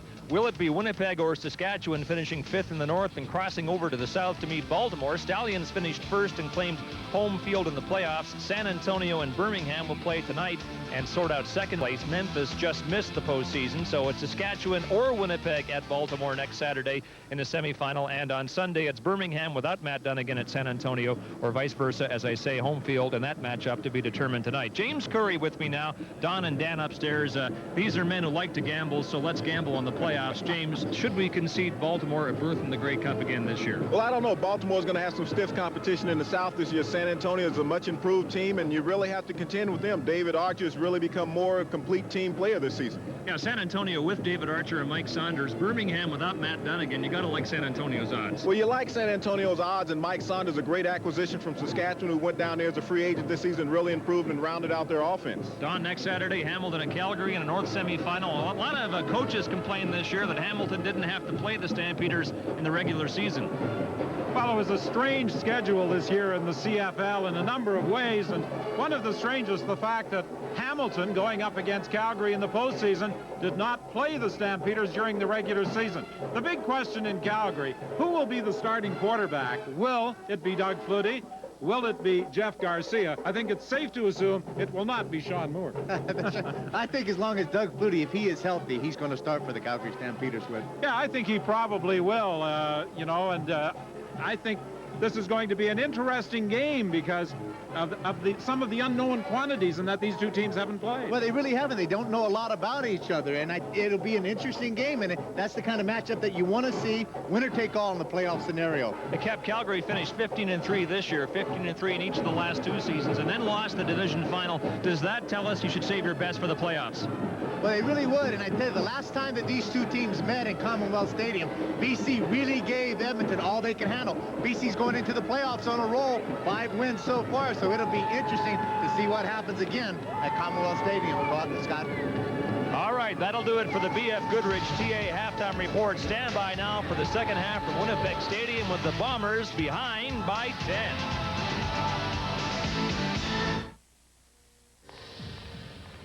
The BF Goodrich TA Performance Radio now gives you more performance than ever. Thanks to up-to-the-minute G-Wedge technology, it delivers exceptional road handling control in even the tightest turns. The BF Goodrich TA Radio. Nothing stops it from performing. Well, almost nothing.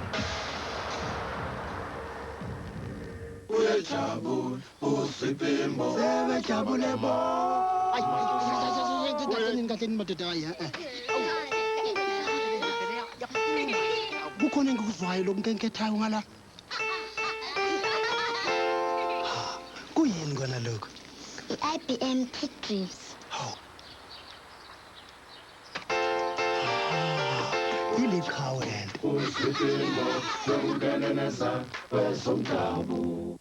And welcome back to the McDonald's Cup as the Muppets take the ice. The All-Stars are way ahead. Oh, no, the door's jammed. Hey, man, they just scored again. What can we do? Play NHL Muppet Mania at McDonald's today, and you could win great prizes, like one of 50 all-new 1996 Ford Taurus or Mercury Sable vehicles, Bauer inline skates, Nestle Crunch Bars, or $100,000 cash instantly. No more Miss Nice Pig. Give me a boost. Here we go.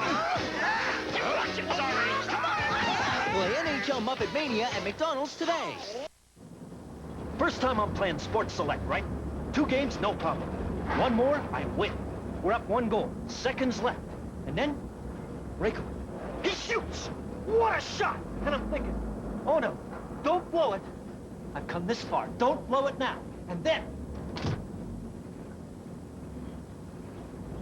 Go ahead. Then what happened? Well, he plucked it right out of the air. I won. My first crack at it. When it comes to shopping for auto parts, come into UAP Napa. Because you can trust your local UAP Napa Auto Parts store for superior parts availability, expert advice, and friendly service. And watch for UAP Napa's Fall Frenzy Flyer. Sale is on October 2nd to October 31st. So when you need quality parts and accessories, put your trust in UAP Napa Auto Parts. UAP Napa. We are real auto parts people.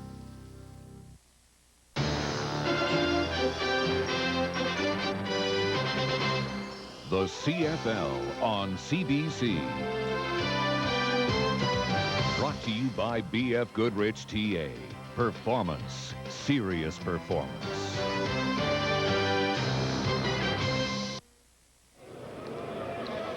The largest crowd of the season, 27,022 watching the action this afternoon at Winnipeg Stadium. The Bombers behind 20-10. The result of this big play. Big turning point on the block punt. Just right here, a little bit of a move. Comes upfield. Gets his hands out in front, and that's Brett Young, who's had an excellent first half. Touches the ball ever so slightly. Number 7, Emmanuel Martin comes up, heads up play, finds the ball in the air, catches it in the air, and more importantly, gets it in the end zone for 6. There are some scary creatures in attendance this afternoon, and that goes for the people in costume as well as those. I was going to say, there's a couple of these guys in this booth up here that are pretty frightening.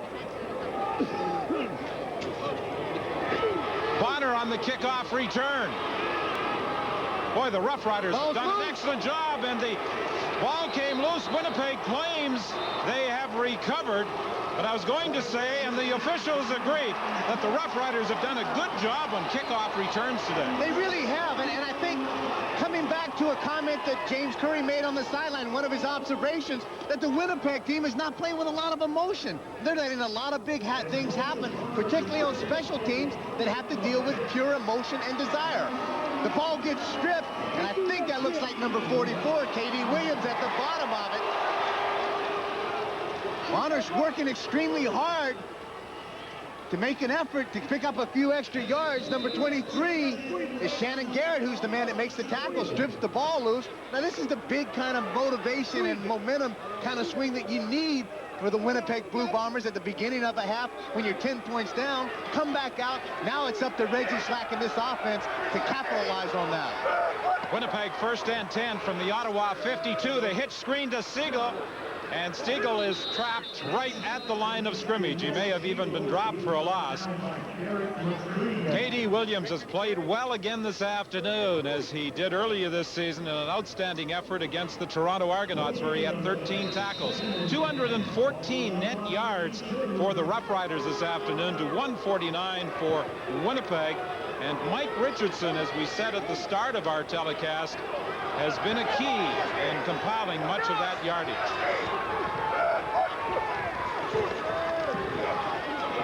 Slack dumps it off to Blaze Bryant. The ball comes loose. Emmanuel Martin has got it. Emmanuel Martin put the hit on Blaze Bryant. He knocked the ball loose. Bryant is still down, and Martin comes up with the football. Big-time defensive play by Emmanuel Martin.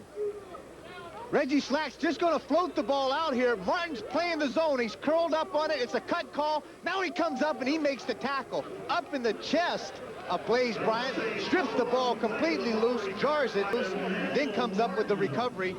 It's a big-time hit, and you can see Blaze Bryant is still down on the turf, feeling the effects of it. Martin is still down. Martin wasn't sure where the football was when it came loose. Well, he's like one of those bats. He was just dealing with sonar right then. He found it, could sense it, made the tackle, made the strip, and also made the recovery. Then now you come down to the reality of, hey, I think I may have hurt something here. And then he takes a knee and he's being attended to. Both of them are being attended to by their medical staff. So it will be Ottawa ball when we return. The BF Goodrich TA Performance Radio now gives you more performance than ever. Thanks to up-to-the-minute G-Wedge technology, it delivers exceptional road handling control in even the tightest turns. The BF Goodrich T8 Radial. Nothing stops it from performing. Well, almost nothing. When Subway asked us, Bucky and Vinny, to review their authentic steak and cheese sandwich, we went to the steak and cheese capital of the world, Philadelphia. Hey, this is where they filmed my favorite movie. How about a great steak and cheese? Hey, champ, steak and cheese, please. This is very good, this. Like it, huh? This is the real McCoy. Tender seasoned steak with melted processed cheese all on fresh baked bread. We have a winner. Subway. What a sandwich. I have lived 70 years. This is what I know. Always have your Ford serviced at a Ford dealer, and life is like a waterfall. How do you figure that? Ford technicians, Ford diagnostic equipment. No, the other part. No other parts, just quality Ford stuff. No, the other quote. Bottom line, man, just asking for a quote. It'll be more than competitive. No. You also said that life is like a waterfall. It isn't. It's always been Ford.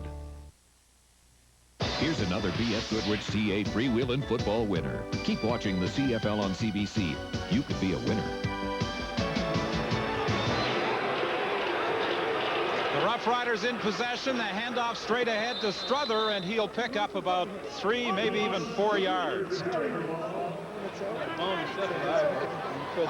Kenny Walker on the tackle. The two players involved in that huge collision, Emmanuel Martin being treated over on the Ottawa bench, Blaze Bryant at the Winnipeg bench. Speaking of Blaze Bryant, he's right here. Now he's just going to come out into the flat. Out here is Emmanuel Martin. It's a wide side cut call, meaning the corner's going to be up. Now they're just going to dump it out there. He reacts to the ball, makes a solid play. Back to the live action. It's dumped off to Strother, and Strother, looking for a first down, should have it. Taking the ball to the Winnipeg 47, tackled there by John Moten. Strother is the fullback the Rough Riders were looking for throughout the season. They got him late in the year, and they feel he has been a big addition to their offensive scheme. 94, he was on the practice rosters of the Denver Broncos. Feel he's got great potential and just coming into the CFL for the first year. First and 10, Ottawa. The ball is at the Winnipeg 47. Strother, the ball carrier, and he took a couple of solid hits as he got to the Winnipeg 45. And on the bottom of that tackling contingent, number 44, K.D. Williams. He's been everywhere. He gets everywhere. He likes to get involved with the play, makes a lot of things happen, comes off the corner hard. Kelly Rush does a good job. It's a slow developing, delayed draw play. And there's K.D. Williams, along with Dale Lowes, who's back in the lineup this game. 13 tackles he had against Toronto in the history of the CFL. Only Bruce Holmes and Jeff Braswell have had more in one game. He's wide open. Alexander down the sidelines, an easy touchdown for the Ottawa Rough Riders.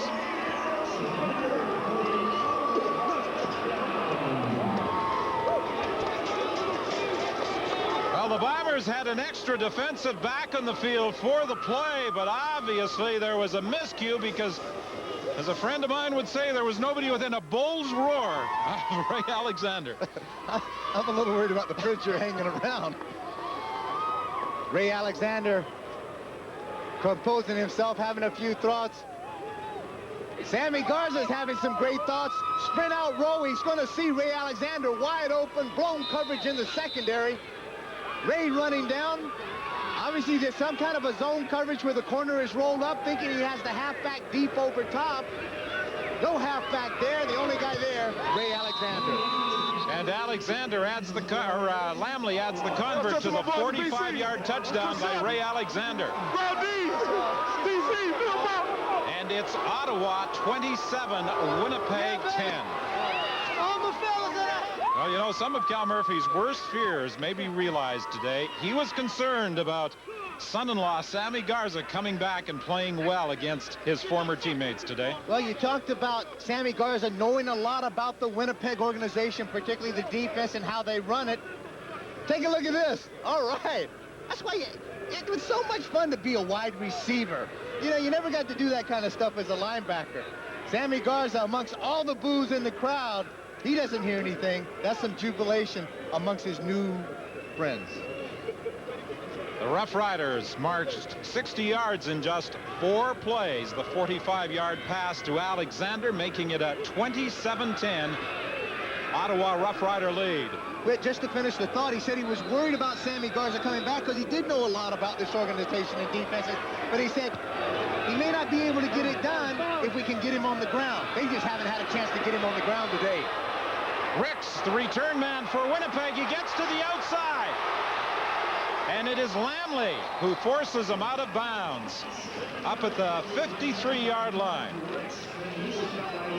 Well, Mark Ricks had no opportunity for a playoff check in Ottawa, but with the Winnipeg Blue Bombers, he has a chance to pick up the $1,900 paycheck that will go to the Blue Bombers if they can make the postseason. Good job this time. He gets the Ottawa coverage team going all to one side. Then he shows the great speed that he has to get to the outside. The only guy that has a decent angle is Lamley, and he's the guy that pushes him out of bounds. Winnipeg 1st and 10. The Bombers at their own 53-yard line. Gerald Wilcox caught immediately by Young. He will have a pickup of about 5 yards. Okay, the last series of plays, Winnipeg comes up with a big turnover, gets the ball back. The first play from scrimmage, Ottawa comes up with a big turnover. It's imperative right now for Reggie Slack and the Winnipeg Blue Bombers to be able to sustain some drives, make a few things happen. But they're going to have to keep going to Wilcox every time right now. Start giving the ball to somebody else and try to spread the defense attention. Slack fakes, now throws deep for Daniel. Incomplete. Penalty flag, a late call against Emmanuel Martin. I think this is going to be face guarding. Well, I think they're going to call pass interference against Emmanuel Martin. And the only reason I think it was delayed, I think the official had a hard time getting the flag out of his pocket to actually call the play. Ball's hung up. He's got him beaten by a few steps. The left hand comes up and hits. Forward pass interference. Ottawa, number 7, delivered. First down at point of foul, Winnipeg. Hits Tim Daniels right in the chest. Had Martin possibly looked and thrown his head back around, tried to locate the ball, he may have been able to get away with the contact. 1st and 10, Winnipeg. The ball is at the Ottawa 15. Keep running it. Slack is going to have a clear path to the end zone.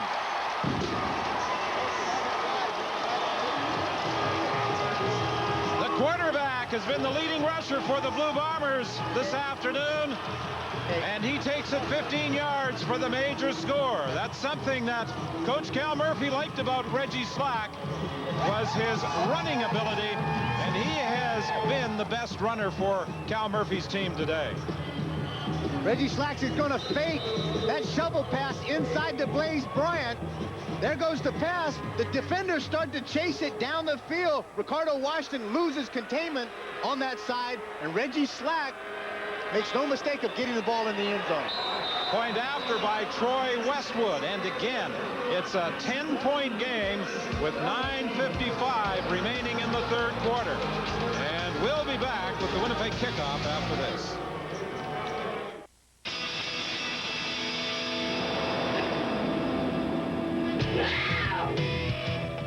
Nature makes no compromises. Neither does Wildcat. Crisp, clean, naturally Canadian. Don't compromise. Easy drinking Labatt Wildcat. Now in dry, lager, and strong. Since that tree began growing, I've seen a lot of changes. But one thing that will never change is Bumper to Bumper's commitment to service, quality, and value. It's nice to know there are still some things you can count on. Bumper to Bumper for all your car and truck needs. Asphalt. Gravel. Mud. Water. They'll just about anything. The General Grabber AP. Available at Tirecraft. With more than 80 stores in Western Canada to serve you. General Tires. They eat the competition's lunch. It's the dawn of a news day. National news on the hour, local news on the half hour, interviews and features in between. Edmonton AM, Edmonton's morning information source. Weekdays, 5:30 to 9 on CBC 740. Slack and Wilcox discussing strategy. It was Slack's 15-yard run into the end zone that has narrowed the gap again to 10 points. Ottawa leading. Short kick. Along the sidelines, it's taken by Dave Donnell. He got away from the first tackler, now gets to the outside. Ryan Carey finally forces him out of bounds at the 49-yard line. Well, let's go back and take a look at this. Here's the wide receivers. Their job is to run down. Reggie Slack is going to come back. Blaze Bryant is going to fake the shuttle pass inside. But what I want you to watch, this is the defender that has responsibility for containment. He goes back inside. Now take a look at this. As he comes in, he loses containment inside. Reggie Slack gets outside and scores the touchdown. 1st and 10 for Ottawa. Knocked down at the line of scrimmage by Del Lyles. They were trying to set up the screen, and Del Lyles knocked it down. We haven't called Del Lyles' name much today, but in a loss here at Winnipeg Stadium to the Calgary Stampeders, what a football game he played, particularly in the second half when he was dragging his arm around. He was basically playing 30 minutes of football with one arm. Incredible athlete. He started off the season unbelievably hot. He had 4 sacks in the first 2 games. 3 in 1 game against Saskatchewan on September the 9th. Christensen makes the catch and then is taken out of bounds with an Ottawa first down by Jason Mallett. 9:08 remaining in the 3rd quarter. Ottawa leading 27-17, a game Winnipeg must win, or the Saskatchewan Roughriders will advance to semifinal action in the Southern Division against the Baltimore Stallions. Lots of time left. It's time for this Winnipeg defense to come up big again. They can't allow the ball to stay in Sammy Garza's hands. Over the middle, intended for Odessa Turner. And at the tail end of the play, there was a collision involving Cora Servan and Jay Christensen, but nothing more serious develops. They both leave with a smile on their face.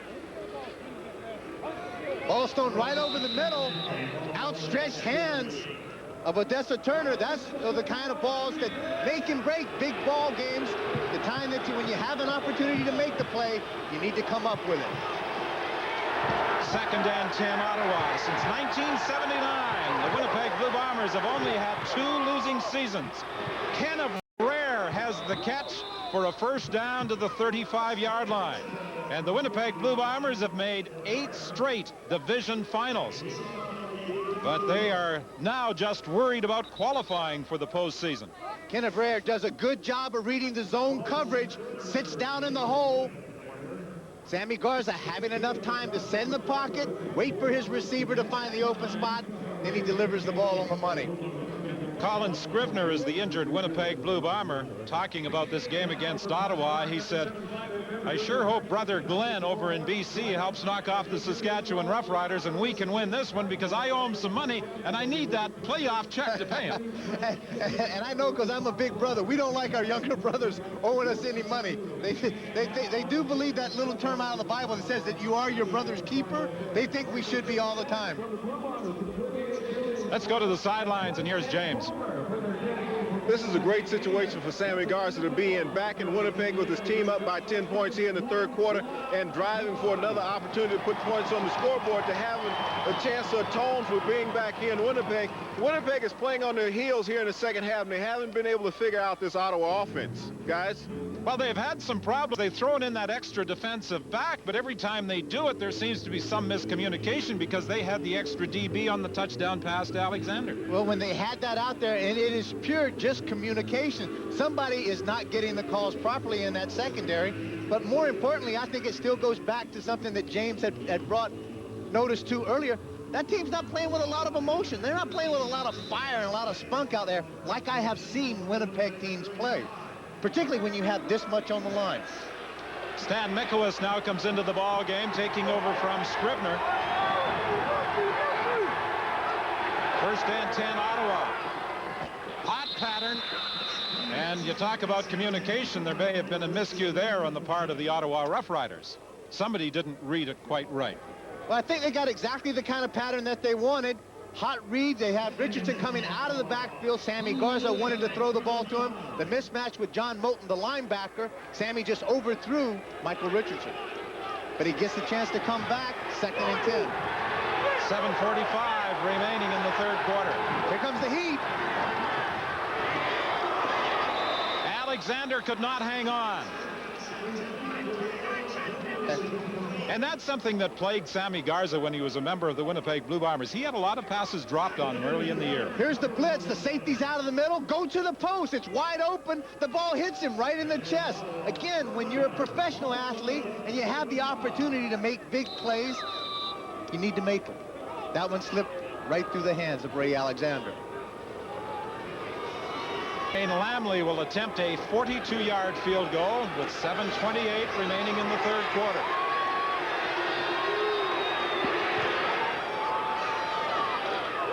It's good, and the Rough Riders now enjoy a 13-point lead. These teams, Dan, have given up more points than any other teams this year in the Canadian Football League. And there's something that I found quite interesting in taking a look at their record. Winnipeg lost 65-17, 64-10 to Shreveport and Edmonton.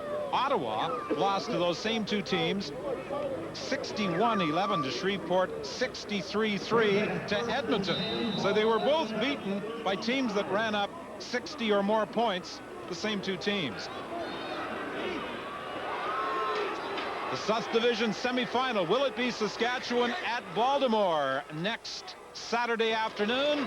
Or will it be the Winnipeg Blue Bombers? Blaze Bryant, who took that punishing hit from Emmanuel Martin, carries up to the 42.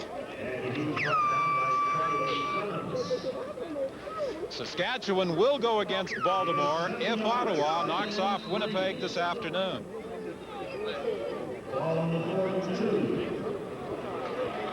Paul from outside linebacker still can't stop. That's Paul Randolph, the linebacker that is hurt with a torn bicep, talking to K.D. Williams. You can't get better coaching than from the player. All sorts of movement at the line of scrimmage as Blaze Bryant gets the ball. Now, players who are injured and not in action this afternoon, doing some coaching on both sides of the field. We've seen Danny Barrett passing along instruction at the Ottawa bench. Paul Randolph helping the linebackers at the Winnipeg bench. Offside, Ottawa number. Start Finland. First on Winnipeg. Greg Clark has also been over at the Winnipeg bench, talking to the linebacking contingent. There's Danny Barrett. We'll come back to you now. Danny Barrett, very instrumental in the offensive game plans of the Ottawa Rough Riders. Fake inside by Slack, and he was looking for Wilcox, and Brett Young was all over him.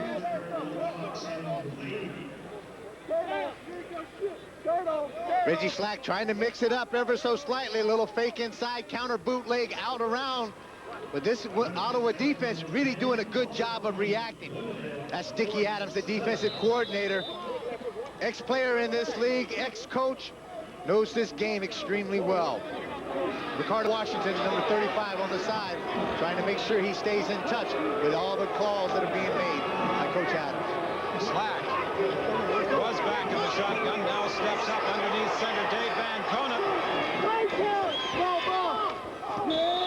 He was looking for Blaze Bryant, and Slack is now 10 for 19 in the passing department for only 111 yards. Well, I really got to question the call when Reggie Slack, I know that he got pressured a bit by the time count. He only had about 2 seconds to go before the ball was snapped, but it's 2nd and 10. Ottawa's playing a zone defense. He can read that, but his read right then was to dump it to Blaze Bryant in the flat for about a 2-yard gain.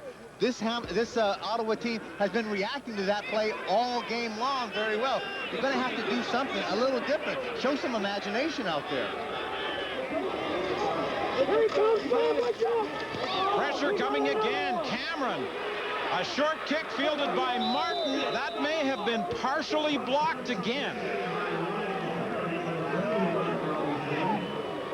Martin took the ball at the 50-yard line. There was a penalty marker as well. We'll sort it out when we come back. It's the most energy-efficient home on the block. 900 dealer buying power. Means saving energy and saving money. For easier car starting this winter, get the Noma block heater timer. We buy big. You save big. Only $19.97 after $5 mail-in rebate. Now that's buying power. Plus lots of friendly advice. 100% Canadian owned. Insulating you from low temperatures and high prices. Great price, friendly advice at Home Hardware. Fix your eyes on this super good-looking, hyper-exciting, rip-roaring, meet me in the parking lot, highway snorting, ooh-la-la. Twin cam, here I am, wheels squealing, all-inclusive, all-embracing, built for drivers, good for the whole family, magnificent driving machine. Hey, it's the only way to describe it. The new 96 Grand Am sedan. All new interior, technical advancements, bold new exterior styling. $18,988. Catch it, only at your Pontiac dealers. How's the back, Sam? No sense of humor. I told him to get a leaf grabber. Leaf Grabber's back-friendly design takes the pain out of raking, especially when things pile up. You just pull the slider, grab a bundle, and bag it away, all without bending or stooping. It's fast, it's easy, and Leaf Grabber comes with a lifetime warranty. Hey, when you want to save your weekend and your back, just grab it with Leaf Grabber. Grab one for yourself at these participating stores. There's a good look at Brent Young on the sideline, and this is the second time that he's got his hands on the football, coming right from the top of your screen. Watch how he sails out. The right hand just gets ever so slightly a tip on the ball. You can see how it changes his motion.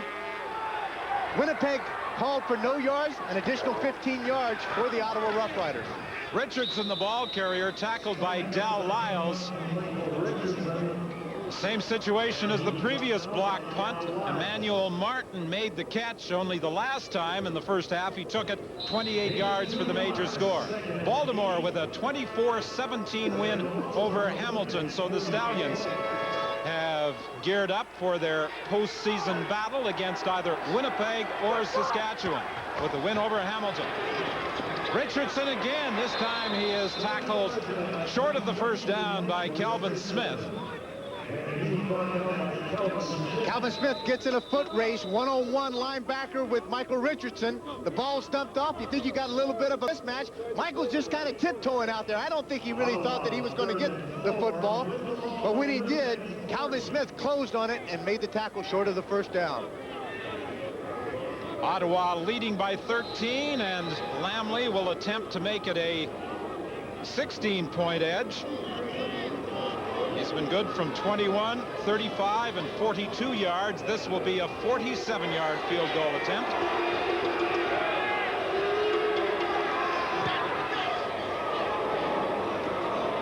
It bounces off the crossbar and into the end zone. So it is now 33-17, Ottawa leading.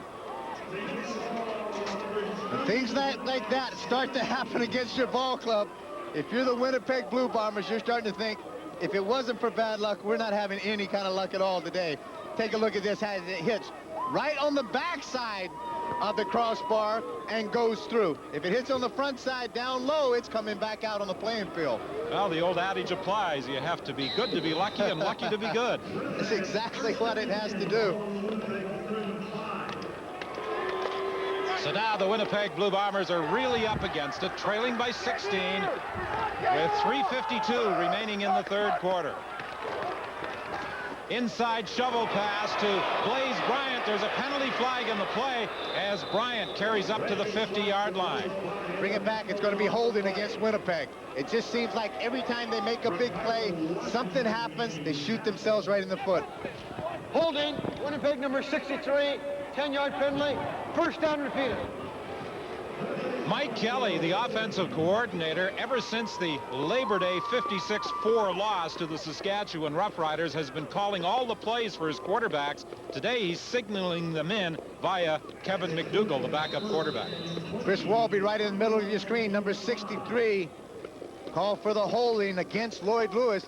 That's the thing that is so inspiring of Lloyd Lewis and his play, is the effort that he gives you. He makes everybody work hard when you're blocking him.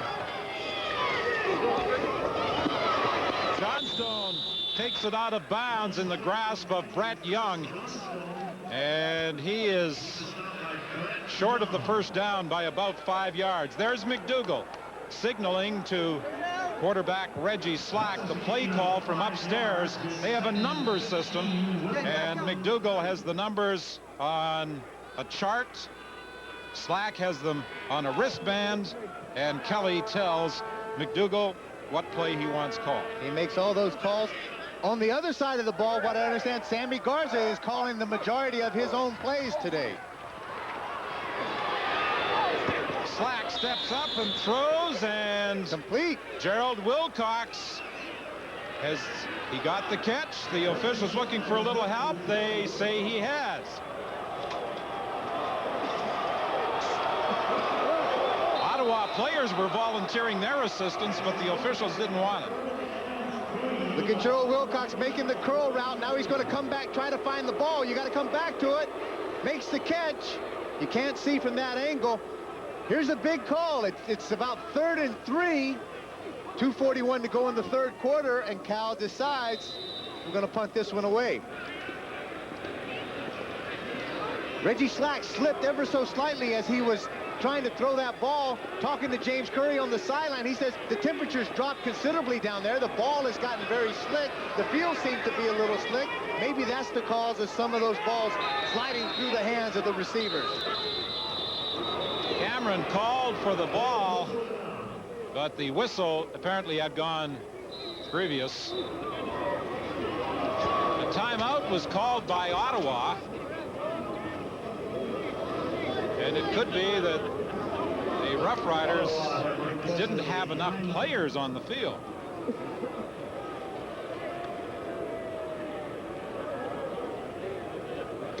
Well, it looked like they had 11. Now it seems like they're changing the return guys. You know why they wanted to call timeout? Heads up play. Jay Christensen found out they didn't have enough players back there. They didn't have a return guy. He ran back to be the punt returner. And the coach looks over there and said, wait a minute, Jay. I know you're pretty fast, but you're just not my return guy today. So they made the switch with the return guys, and they get Ray Alexander back there now. Now there seems to be some confusion with Winnipeg, and they are gambling on third down. Not any confusion, a bit of deception on the part of Bob Cameron, and it looks as though Winnipeg has got the first down. Take a look. The timeout could not have come at a better time for the Winnipeg Blue Bombers to be able to set this fake up. Matt Pierce was the ball carrier. All it was is Matt Pierce is normally one of the up backs. As the Ottawa Rough Riders are standing around, Matt goes in, lines up, takes the direct snap, follows Dave Van Conant, the center, and picks up the 3 yards for the first down. A gamble Winnipeg has taken late in this third quarter. Will it pay off? Over the middle for Wilcox. And for Gerald Wilcox, that puts him over 1,000 yards for a third consecutive season. Great catch by Wilcox, because here's where I think, Whit, as I've been saying, they're much more effective. Get this guy some room to move on the inside of the playing field rather than running him to the outs all the time. Miles Correll, Brett McNeil do a good job on Lloyd Lewis this time, buying some time for Reggie Slack, and the completion was there. Slack throwing deep for Stiegel, incomplete. Jeter was defending against him, and Slack races all the way downfield, thinking there should have been a flag. Well, Slack's just got to be very careful right now. He's got some positive things going. Don't get an unsportsmanlike conduct penalty against you. Set it up, come back again. It's 2nd and 10. Well, there have been flags in the field, flags being waved in the stands this afternoon at Winnipeg Stadium.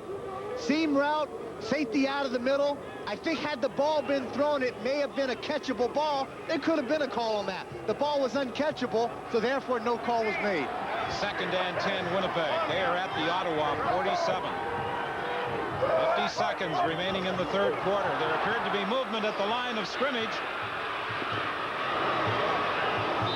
And Slack goes down, and Clemens makes sure he stays down. It's all right. It's going to come back. They'll get 2nd and 5, offsides against Ottawa.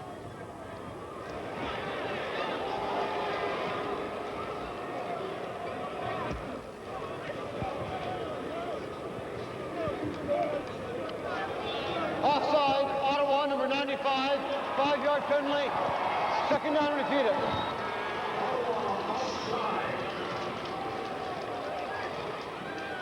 Just right in the middle of your screen, Ray Bernard trying to anticipate the snap count.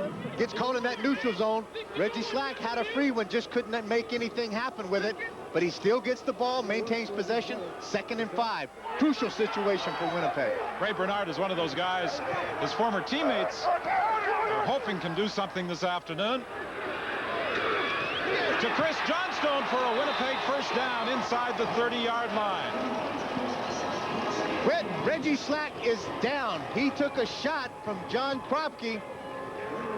But to his credit, he bounced up quickly. Now, I mentioned about Chris Johnstone earlier in the game. I said he's the kind of guy he's forgotten about. You don't think about him. He blocks, he gets lost in the crowd. All of a sudden, he comes up, makes a big play, comes out of nowhere. John Kropke takes a shot at Reggie Slack after the fact. Big first down. Reggie Slack's going to get up and run it 1st and 10. This should be the final play of the third quarter. The fake inside. Slack along the sidelines for Wilcox. Wilcox got a hand on it, but couldn't pull it in.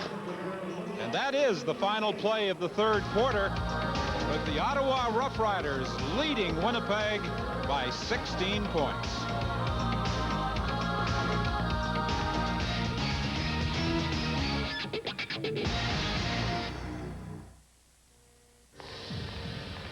The B.F. Goodrich TA Performance Radio now gives you more performance than ever. Thanks to up-to-the-minute G-Wedge technology, it delivers exceptional road handling control in even the tightest turns. The B.F. Goodrich TA Radio. Nothing stops it from performing. Well, almost nothing. Today, we're just going to admire the lines of this Nissan Maxima. Changed my mind. The Maxima received the highest approval rating from owners the CAA has ever seen. It's got 190 horsepower V6 and multi-link beam suspension. For great handling and safety. Visit your Nissan dealer today for a test drive, because it's time to expect more from a car. The countdown to the Quebec referendum is in its final hours. I'm Peter Mansbridge. Join me and the rest of the CBC National News team as we bring you comprehensive, ongoing coverage of a crucial political event in Canada's history. I'm Wendy Mesley. Tonight, join me in Montreal for a special one-hour edition of Sunday Report. Quebec, the night before the vote. Tonight on Sunday Report.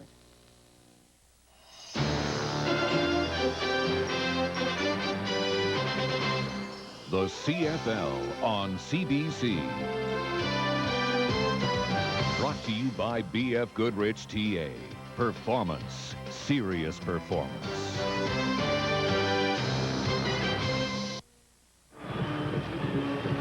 Well, if the Ottawa Rough Riders continue as they are this afternoon, leading 33-17, next Saturday on CBC television, it will be the Saskatchewan Rough Riders in Baltimore. If Winnipeg comes back in the fourth quarter, they, of course, will go to Baltimore in semifinal action in the Southern Division. The second half of our Saturday doubleheader in playoff action in the CFL features Hamilton and Calgary from McMahon Stadium. And these two teams, as we mentioned at the half, are meeting in the postseason, the first time they have played each other this year. Slack on the draw play. This has been an effective play for the Bombers today, and it is going to be close to a first down. But I don't think it really matters how close it is. Even if it's short, they're going to need to go for it. Statistically, the Ottawa Rough Riders have a big edge, 307 yards to 153 for Winnipeg. The Bombers have been guilty of 3 turnovers this afternoon, and they have taken some costly penalties as well. I think that has been the big key. The penalty situation for the Winnipeg Blue Bombers has really hurt them on big plays, big returns, and nullified a lot of positive things that this ball club had going for it quite early in the ball game. Slack has carried for 67 yards and has also scored a touchdown, a third down gamble, and one would have to assume that it will probably be Slack. No, he's going to hand off to Blaze Bryant, and Bryant hurdles into the 13-yard line for a Winnipeg first down.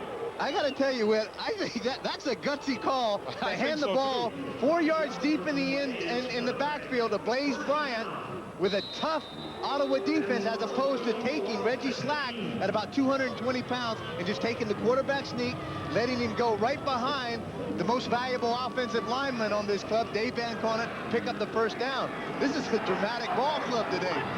First and 10 Winnipeg from the 15. Fake to Blaze Bryant. Slack looks into the corner to Daniel, incomplete. Emmanuel Martin, the cornerback on the side, had pretty good position on Tim Daniel. Coming right at you, Reggie Slack getting some heat by Charlie Clements, forced him to throw that ball just a little bit before he was prepared and settled in. Throws it way past the outstretched hands of Tim Daniel.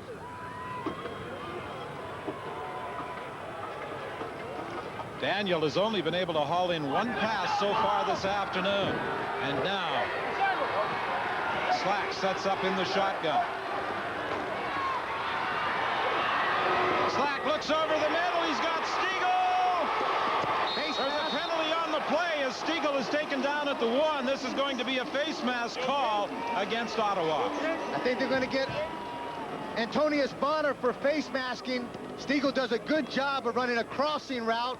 And as you run across the formation, you're able to create some cushion and separation from the defensive back. Face mask, Ottawa, number 22. There is no yardage penalty. First down, Winnipeg. Reggie Slack sprints ever so slightly, sets behind the tackle. Now he's just going to telegraph it. Stiegel with some good speed gets the inside position on Bonner and is able to beat him for that major reception. The infraction took place at the 1. That's where Winnipeg scrimmages first and goal, and Slack has his second touchdown of the game. That's the play I thought they were going to call in the third down gamble. It's a good play. Now, Whit, here's the call. Do you go for 2 points now, or do you go for the kick the convert? They need, if they make 2 touchdowns major and 2 two-point conversions, that is 16 points. Makes it a pretty interesting ball game at that point. Well, I think there's a formula that most coaches operate under as to when they go for the 2-point conversion. Reggie Slack just jumps behind, as I mentioned earlier, Dave Van Conant, Kevin Robson off the right side, Chris Walby.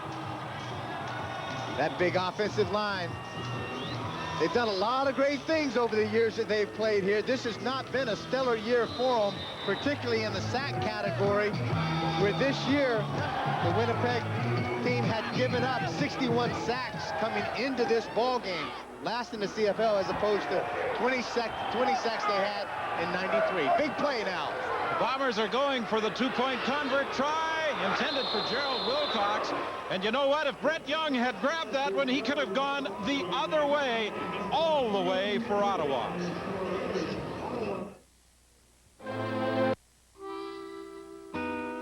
Seems as if Curly's always on the phone. Well, why not? It's just 99 cents or less for 5 minutes anywhere in Alberta. 99 cents. Well, that's a savings. It's easy to rope onto. AGT long distance rates never been lower. Makes it real easy. to be right sociable. 99 cents or less for 5 minutes anywhere in Alberta, evenings and weekends guaranteed with an AGT savings plan. Call us today. Winter's here, and it's time to ask yourself, does your battery have the juice to get you started when you really need it? Do your tires have the traction you need for slippery situations? Only Canadian Tire offers MotoMaster batteries and tires to get you going in any situation. All at the everyday low prices you'd expect from Canada's automotive store. Canadian Tire. There's a lot more for your car for a lot less.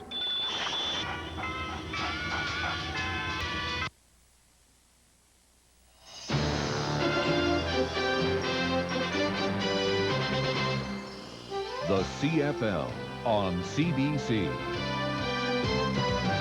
Brought to you by AGT. We go further than long distance. Well, Kep, you're absolutely right. The Winnipeg Blue Bombers tried for the 2 points, but they still trail by 10, 33-23. You know, there are some up-and-coming young football players in the CFL. Do you recognize this young man? Yes, that's my son, Michael. This is something he was playing in a semifinal game yesterday. They actually won the ball game. Oh, guys. He looked at me, he says, Dad, I got really good news and bad news. I said, what's the good news? He says, I'm a linebacker and I'm number 42. I said, well, what's the bad news? He said, Dad, I'm really light in the butt. I said, I can help you with that a little bit. When he talks about playing linebacker, has Michael ever seen your fingers and talked to you about those fingers of yours? It was the greatest pleasure for me this year to take him to Commonwealth Stadium at an age where he understands a little bit now what Dad did for all those years. And it was something because he called me and left a message and said he happened to be voted the most improved football player on his team. So, Michael, on national television, I love you and congratulations. But I got to work on your stance a little bit. I'll get that when I get home. Michael, you'll get some good coaching. Listen to what Dad has to say. 12-17 remaining. Good fake inside, down the sidelines for Alexander. And he was overthrown.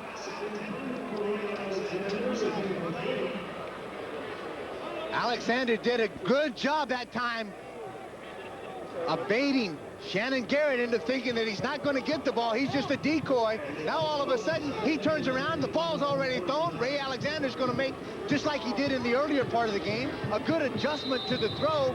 Had that been thrown just a little bit more to the inside of the field, Ray Alexander would have had a reception.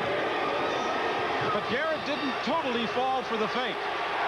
Not completely, but he was beaten by one step. That's all it takes, I guess. Oh! Jason Mallett, the safety, got his hands on it after it deflected off the fingertips of James Ellingson, but couldn't pull it in. But it's 2 and out for the Ottawa Rough Riders with 11:50 remaining. As I mentioned to you earlier, James Curry had talked about the temperature on the field, the slippery football, and there James Ellingson used those glass cutter gloves. It goes right through his hands, and Mallett has a chance to come up with a major opportunity for a turnover, and it goes right through his hands also. More importantly for Winnipeg, they have Ottawa punting. And Lamley is flushed out of the pocket. Ryan Carey in pursuit. Lamley does an excellent job of getting the kick away. Taken by Stiegel. This draws a penalty flag. This is probably going to be no yards against Ottawa as Stiegel goes down at the 22-yard line. Give Lamley some credit for on the dead run kicking that ball with Ryan Carey after him. One of the officials got involved in the collision. That's the umpire, Ken Pico. He's feeling a little bit of pain also. The medical staff of Winnipeg is out there quickly to take a look at this. But take a look again at the snap. It's high. He comes down. The first thing he sees is K.D. Williams coming right at you, so you get that panic. Now you get outside. Number 7 is Ryan Carey. Does a good job of pursuit, trying to get containment.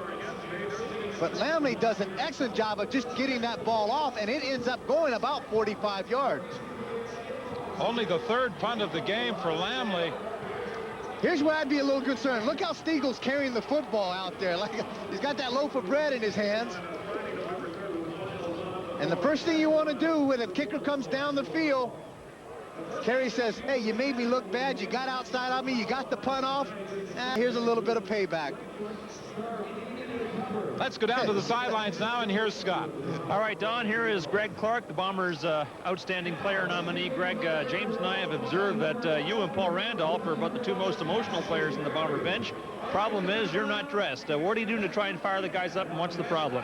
We're doing everything possible to, to get the guys into the game. And, we had a couple of bad breaks to go against us. And, the guys are young, and they're taking it the wrong way. They need to pick up and get something off of it instead of going down on themselves. A casual observer would say, Winnipeg playoff spot in the line. You got Ottawa in your own ballpark. It shouldn't be close. It shouldn't. It should not. And we've been here before. We were here in Toronto when we should have locked that away, and we wouldn't be in this situation to start with. And we're here again, and we're trying to step up to the bat, step up to the plate, and we're not doing too hot right now. But I think it'll come together. Greg, thanks for your time. All right. Thanks. Don? And how much the Bombers miss Greg Clark this afternoon. He has been playing with a broken bone in his wrist, a broken finger, and a knee injury. And Cal, and he's scheduled for surgery. I think there was thoughts by Cal Murphy to say, hey, just postpone that a week or two. Let's get these games over with. Slack is in trouble. Penalty flags in the play. Blaze Bryant on the receiving end of the throw. It's going to go against Winnipeg. Holding on the inside. Reggie Slack trying to do everything he can to get out of the pocket, get away from the heat, dumps it off to Blaze Bryant. Now, Cal was saying if Clark has played with those injuries for the past 3 weeks, maybe he could delay surgery for at least one more week. Well, I think maybe he could. I mean, and that's my personal feelings, and it's not a... pen lane. First down repeated. I mean, I'm not questioning Greg Clark at all. I think he's a great linebacker, and he's the inspirational leader on that defense, and that's what they're missing out there. They're missing somebody like him or Greg Battle, who played in Winnipeg, plays in Memphis, to go around and grab a couple of guys and say, hey, kids, we got to get in this ball game. That's what they need. Well, that's something that some people have suggested has been missing all year from Winnipeg. And there's Lloyd Lewis, and he's been an inspirational leader for the Ottawa Rough Riders this afternoon. Good look at Dickie Adams again. Calls a good call this time. Now, if you're going to make this three-step drop, you better throw it on time. Get rid of the ball now. But not before. Lloyd Lewis gets in his face and puts him right on his back. It's a timing throw. Receivers have to be open. If they're not open, get rid of the ball somehow and line it up. 2nd and 10 as opposed to 2nd and extra long. Yeah. Winnipeg 2nd and 19. Handoff to Blaze Bryant.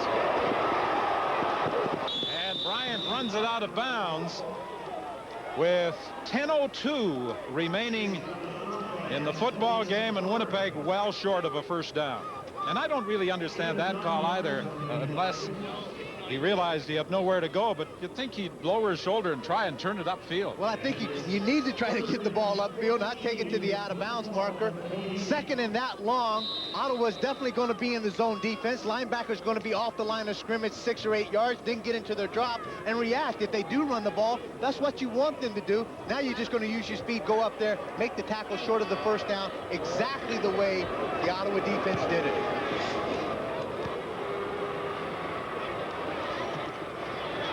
Ray Alexander takes the 3rd down punt, and down he goes with penalty flags flying.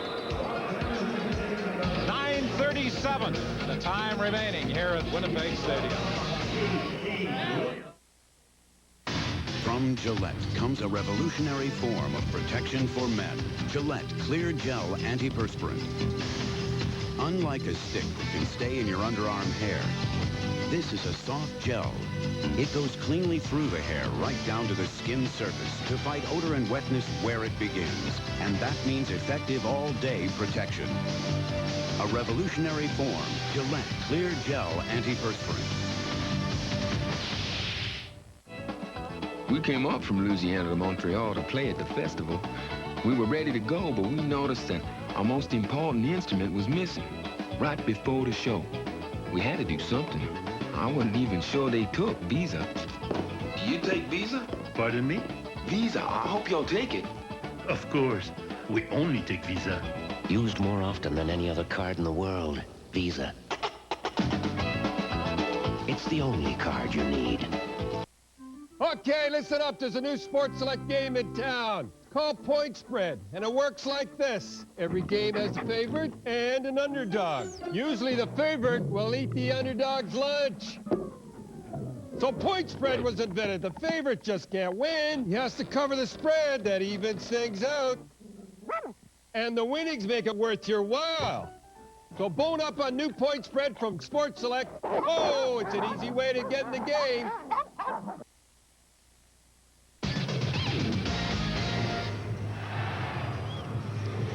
Well, all fans attending today's football game, all 27,000, were given a flag as they entered the stadium. And waving the flag is something I don't think we do enough of in this country. They're having a good time doing it today, and they're doing it all sizes, all shapes of people, and lots of different costumes.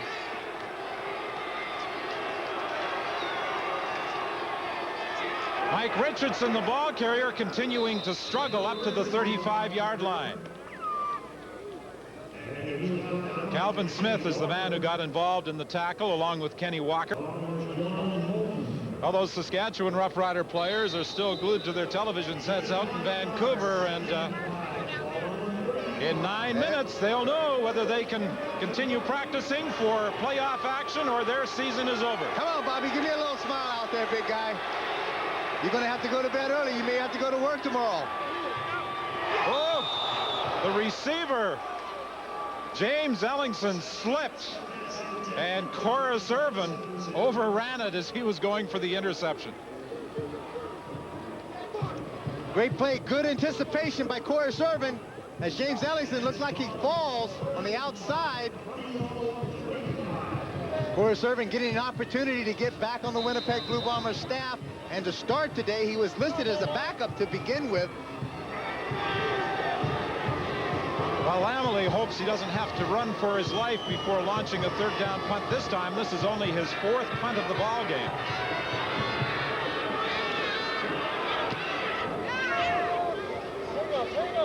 Mark Ricks takes it at the 37. Nowhere to go, and Winnipeg will be scrimmaging from their own 43, 1st and 10.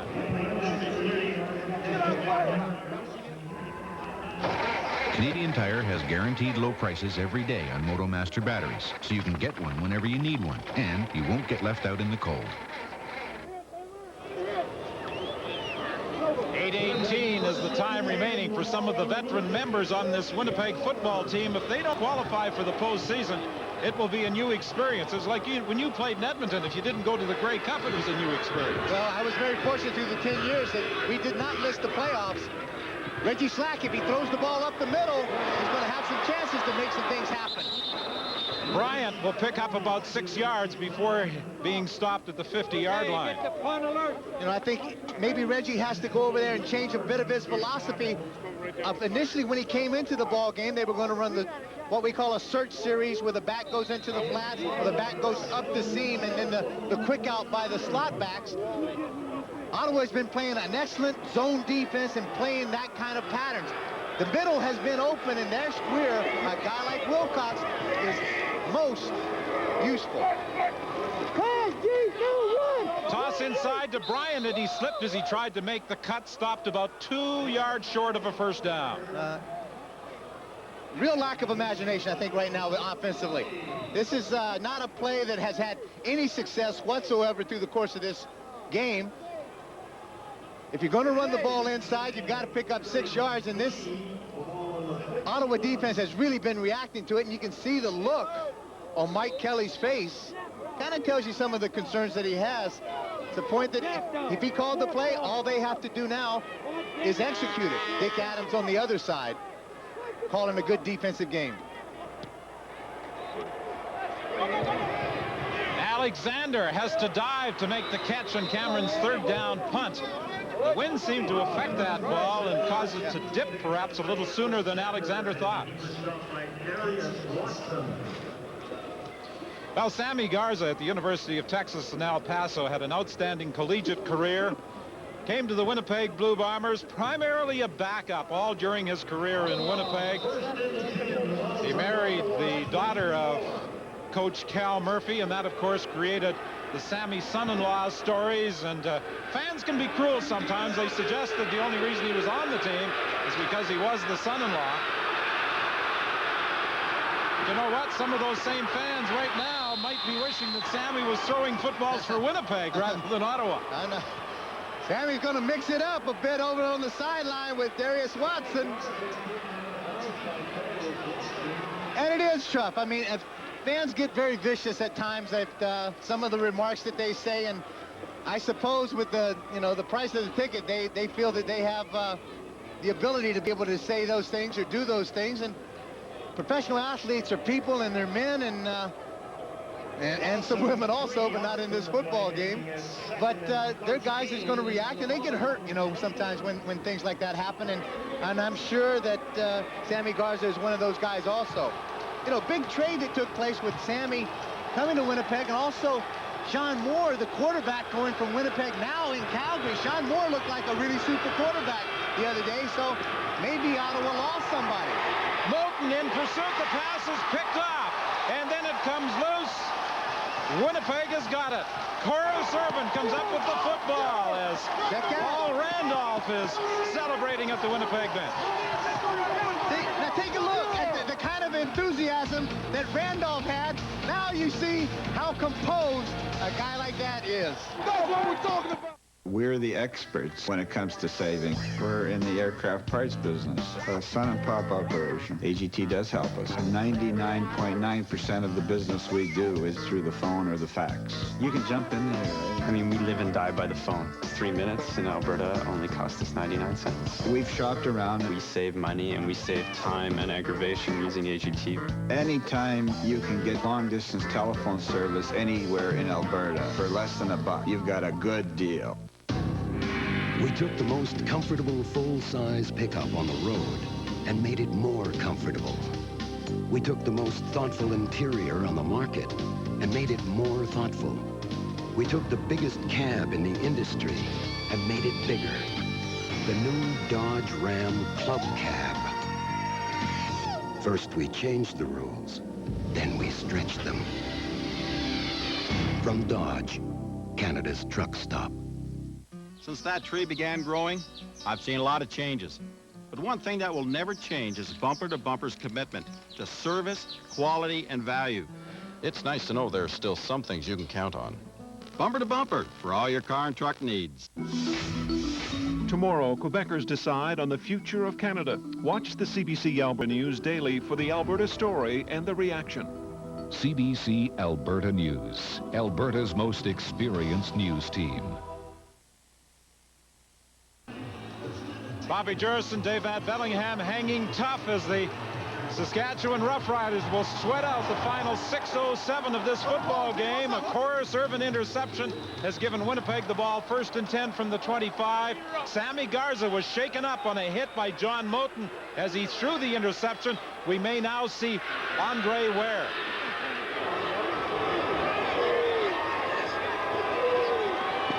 Reggie Slack looks over the middle into the back of the end zone, and he could not find Milt Stegall. A throw that maybe Sammy Garza shouldn't have tried to make. John Moulton right on his back throws it into a crowd. And here's the hit that John Moulton takes Sammy Garza down on that right shoulder. And maybe that's the effects that he's feeling and the reason that Andre Ware is warming up on the sideline. Well, a couple of years ago, Sammy Garza had rotator cuff surgery on his right shoulder. 2nd and 10. Lewis picked up as he was after the quarterback. Wilcox in the end zone. And with excellent position on him was Brett Young. Well, there's some things that I don't want to say that Mike Kelly is making some bad calls, but he's got to make the initial call. Maybe Reggie Slack sees something at the line of scrimmage and makes an audible, but the deep pass hasn't been there. You've got to make some possession catches. You've got to make some first downs. You need to pick up 10 yards, keep this drive alive. Most importantly, get into the end zone. What they do now is either you score the touchdown now, try to kick the field goal later, but as they're doing, reverse it, kick the field goal now. Westwood. He slipped. with the three-point effort, even though he did slip. But he kicked it out of the hold of Bob Cameron, and it's a 7-point game with 5:06 remaining. The Blue Bombers, with a tie, will move to the semifinal game against Baltimore. Westwood is fortunate that with the slip, he was able to put it through the uprights. With very shades of Dave Ridgway missing a field goal at Commonwealth Stadium. Take a look. They saw when he slipped it and he fell on his keister. They thought maybe he kicked it wide. So now Andre Ware has come in. Pardon me, make it, is it Andre Ware or Jay Messias? It is Andre Ware in that quarterback. And off to Richardson, and Kelly Rush has got him. It's a good position to get him. Great defensive play up front. New quarterback in, new count. The quarterback slips coming out from behind the center. Richardson slips coming out, doesn't get a good takeoff. The only people that don't slip is K.D. Williams in that defensive front four of the Winnipeg Blue Bombers. They're all to welcome him and stop him for very little gain, if any. 4:39 the time remaining. Winnipeg Blue Bombers need a tie to advance to the semifinal against Baltimore, and K.D. Williams trying to inspire this crowd of 27,000, trying to get them involved. We had a great situation. You've got a quarterback that's been standing on the sideline for 3.5 quarters. Second and long, he hasn't thrown a pass, and it is a passing down.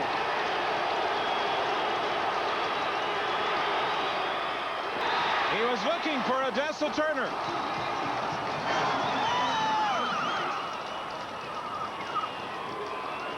Richardson a little slow in getting up.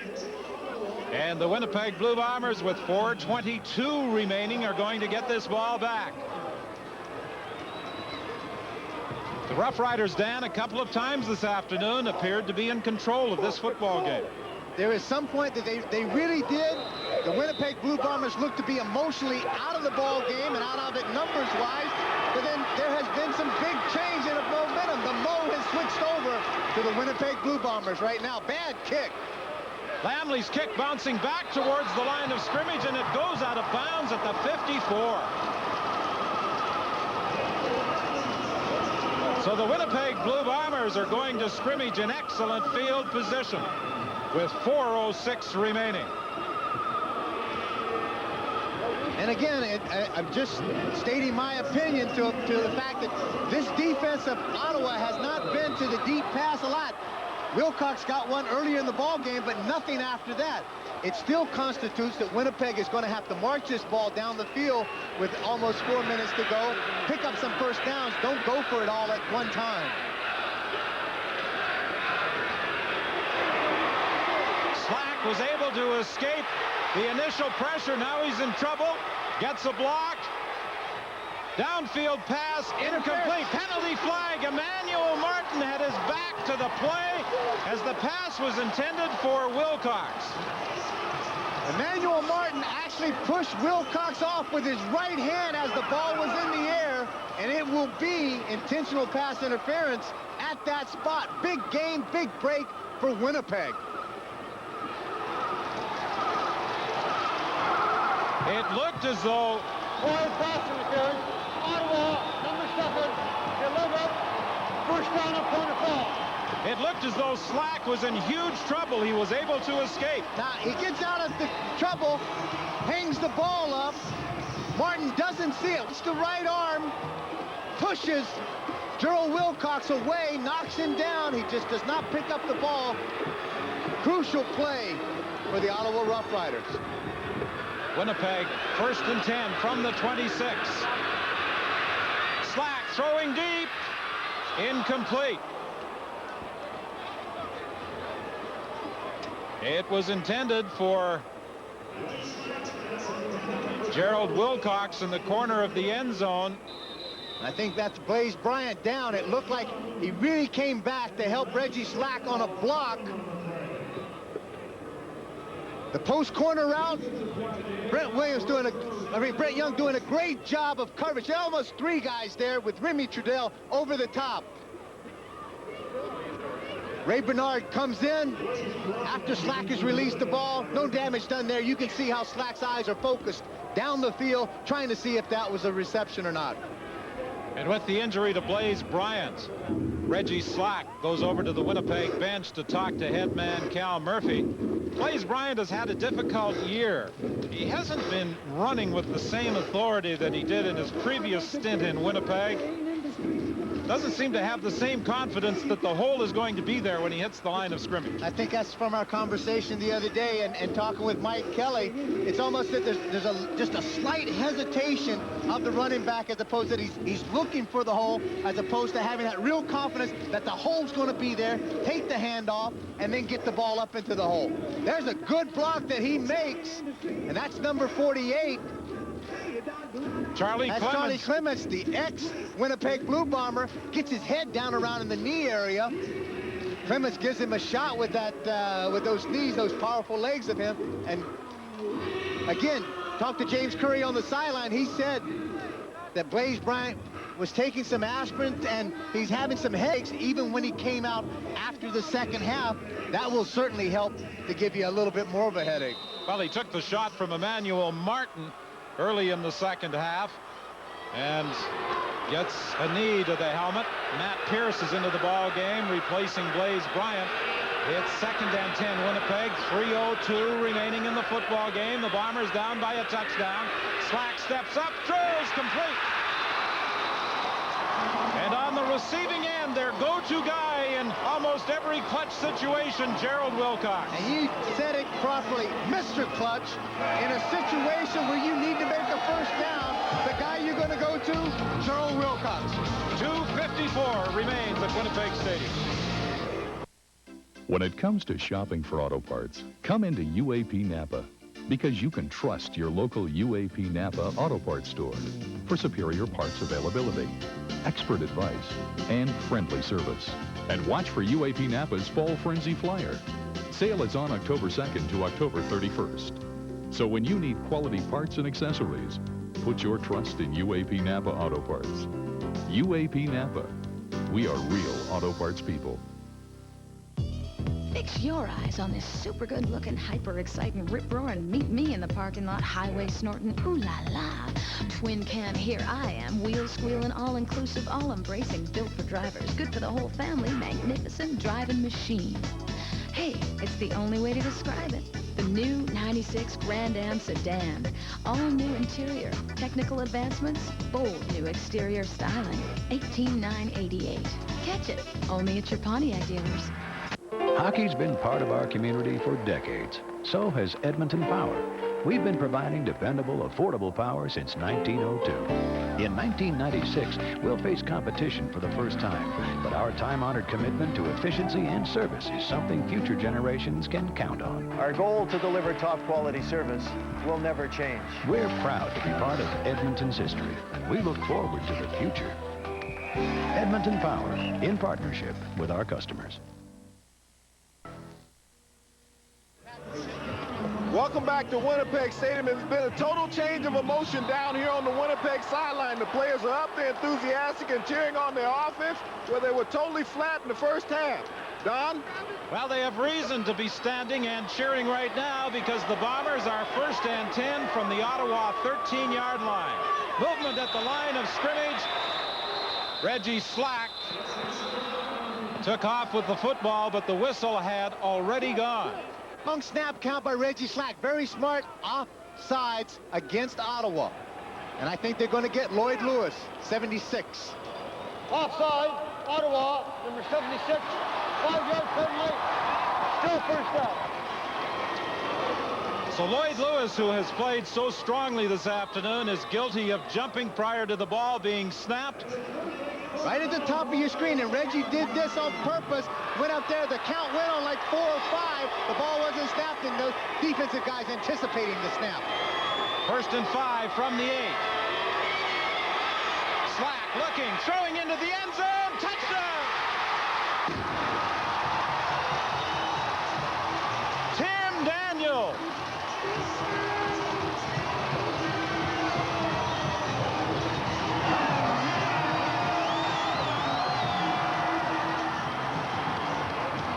Somebody that was not been heard of very much through the course of this game, but in the crucial play, they go to Tim Daniels against the guy, number 7, Emmanuel Martin, who was called for that big pass interference call with. Only the second catch of the afternoon for Tim Daniels, but what a huge reception. And the point after by Troy Westwood, and this game is tied at 33. And the roller coaster of emotions from city to city here in Winnipeg. The Bombers and their fans enthusiastic. And a downcast Bobby Jurison looking on in Vancouver. The Rough Riders will be flying back home later this evening to Regina.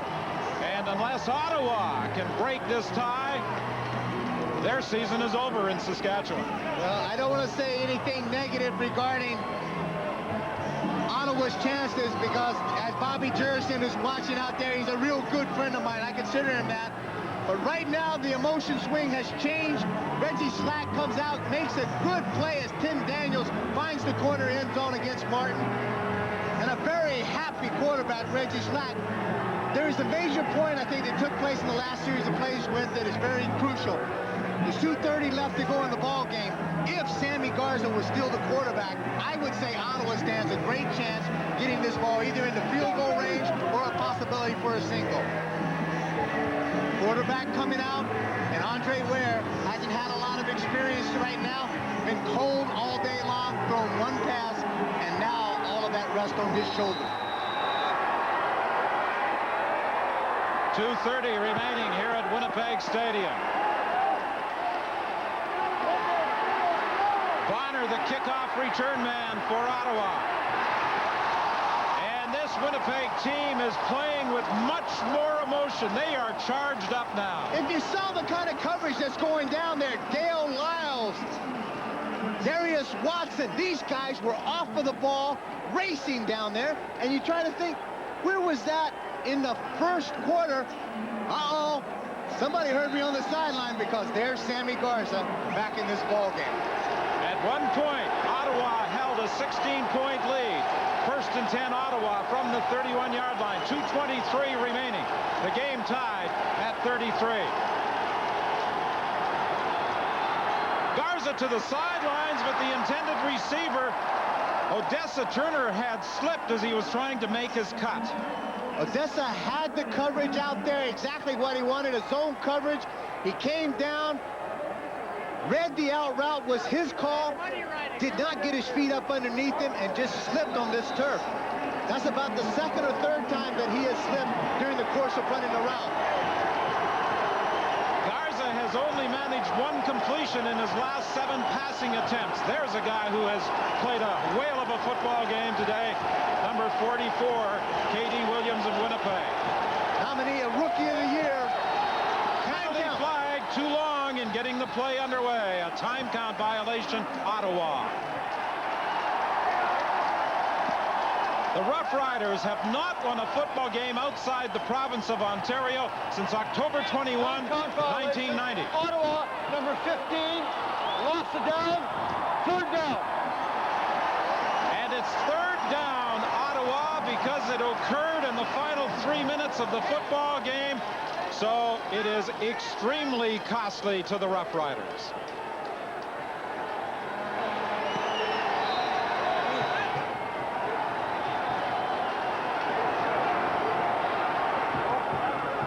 Short kick again, Whit. Lamley is racing up, trying to get to it. He may be there. He got it. Oh, it comes loose. Who's got it?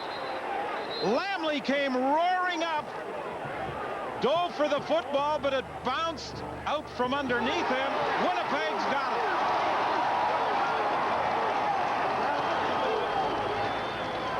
Lamley almost made it, Kep. What a gallant effort by Wayne Lamley to try to recover this very short kick. He got some advantage by the ball hitting the turf, bouncing back toward him. All the Winnipeg players standing around. There he is. He has an opportunity to squeeze it. It goes right through his hands. Here's a little better look at it, Don.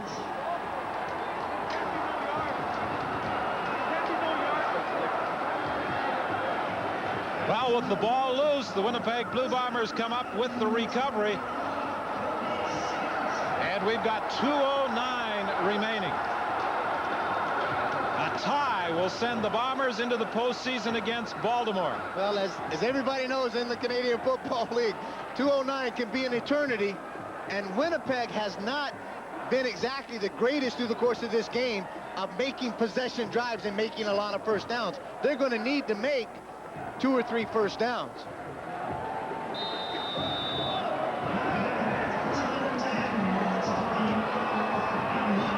I think Cal Murphy feels that if they get a couple of first downs, they'll be in the field goal range of Troy Westwood.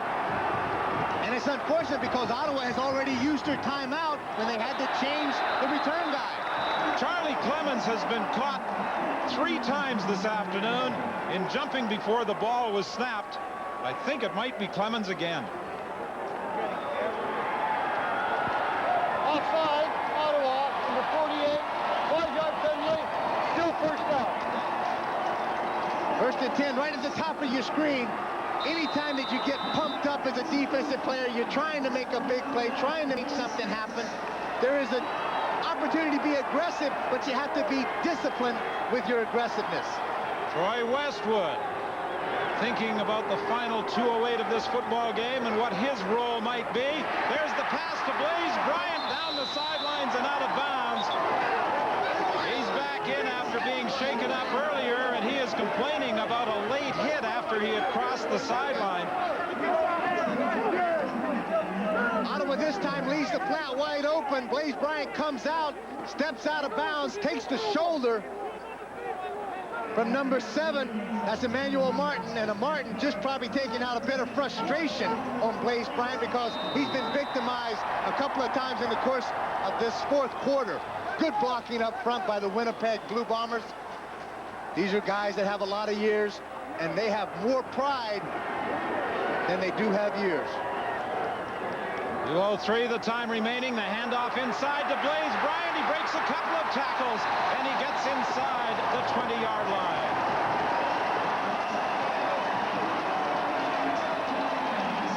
.157, the time left. 33-33. A tie or a win will send the Winnipeg Blue Bombers into the postseason. Mike Kelly, the offensive coordinator, signaling the play for Reggie Slack to call through Kevin McDougall on the sidelines. Now look for Reggie to stay over the center a little while, see if he can draw up off sides again. It was intended for Stigl. It was a one-hopper.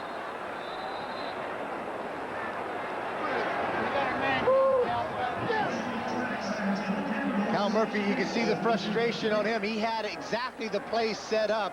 Stigl, the hitch screen again to him to the backside. All Reggie Slack had to do was get the ball somewhere in the vicinity where it was catchable. Instead, he short-hopped it. So Reggie Slack now comes over to the bench to talk to Coach Cal Murphy. The injured ball player is Derek McCready. Derek McCready got a big block, I think, again, by Dave Van Conant, the center, who was pulling out underneath on that hitch screen. Just at the left of your screen, gets the head in front, catches that knee, and that is a horrible angle to get hit at. Derek McCready feeling the pains of that cut block. Talking about Dave Van Conant, offensive line coach Rod Humanuk says he's only missed 2 offensive assignments all season. You know, I was talking about that. I said, how many plays do you think you've gone through in the course of the season? He says, I know exactly. It's 1,044 plays, and there's a man that's only been wrong twice. You know something? You and he have a lot in common.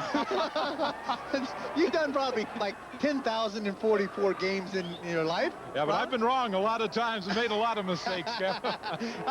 Well, at least I can strive to get to your level. I made a lot more mistakes. 1:33, the time remaining as Derek McCready, shaken up for the 2nd time in this football game, heads off. Paul Yatkowski comes in as his replacement. See, Derek's a little upset with that, and he may have good reason just at the angle that Van Conant made that cut block on him.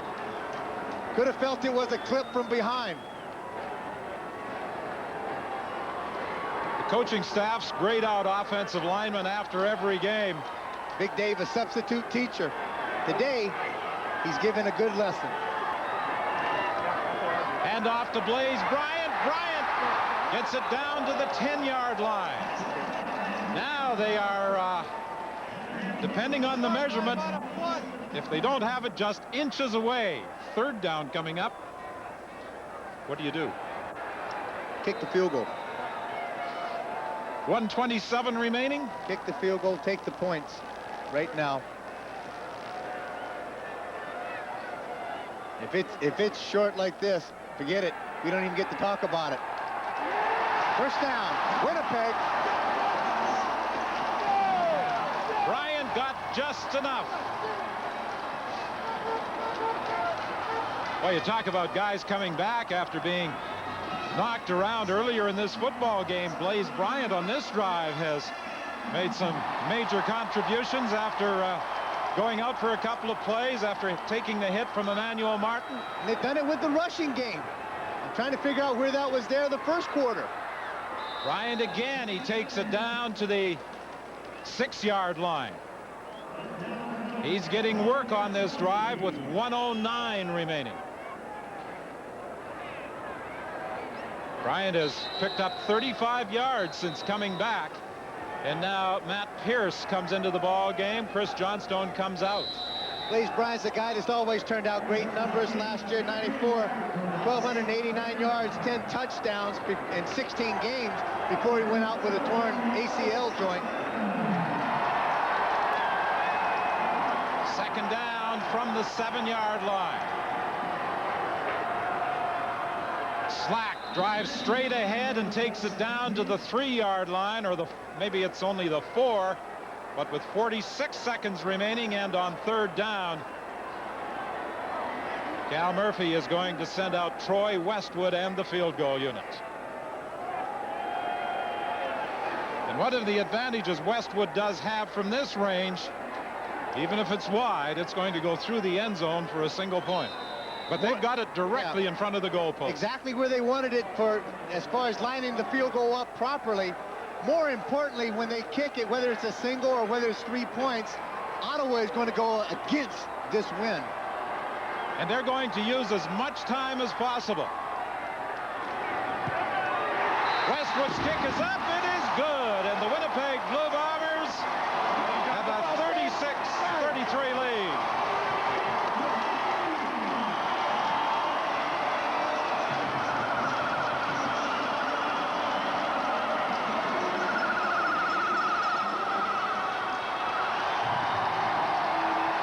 What's important now is all the excitement and all the enthusiasm and all the emotion that we're hearing and what you're seeing with the players out there. On both sides, the Winnipeg Blue Bombers have to realize that's what it takes. If you get into a playoff situation, you have to play 60 minutes with that kind of emotion. And you see the reaction at the bench on the successful Westwood field goal, giving the Bombers the lead for the first time since the second quarter when they were in front by a score of 7-3. Garza's pass over the middle intended for Alexander and Christensen in the same area, knocked down by John Moten. John Moten in the vicinity, getting a chance to play the middle linebacker position. A number of years at the Hamilton Ticats, played the middle linebacker position before Michael O'Shea came in there, but he showed his great athletic ability by being able to move to the outside. Now this week, he was moved to the middle for this game against Ottawa. 20 seconds remaining.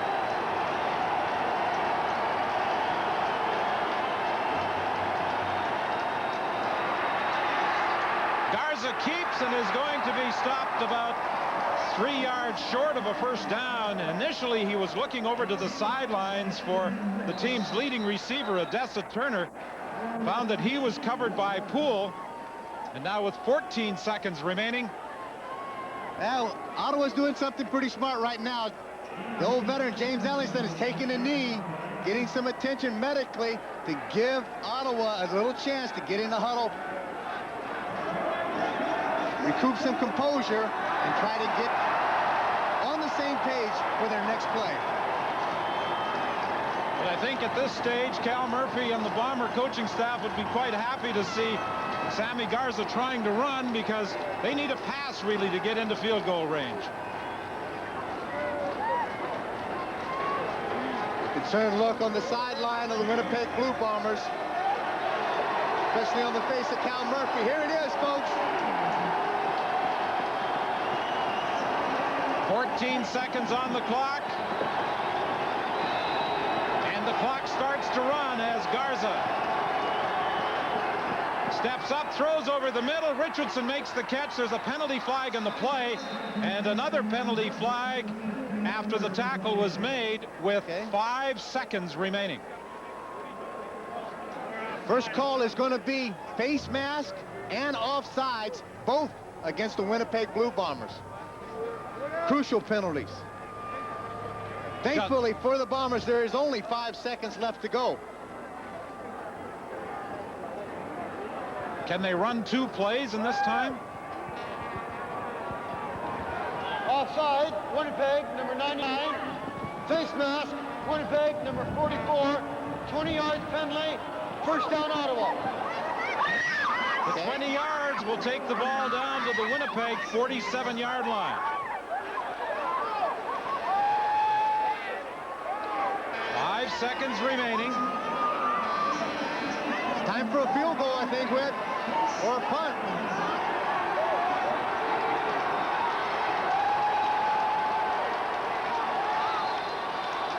Wayne Lamley was a little slow in getting on the field, but this will be,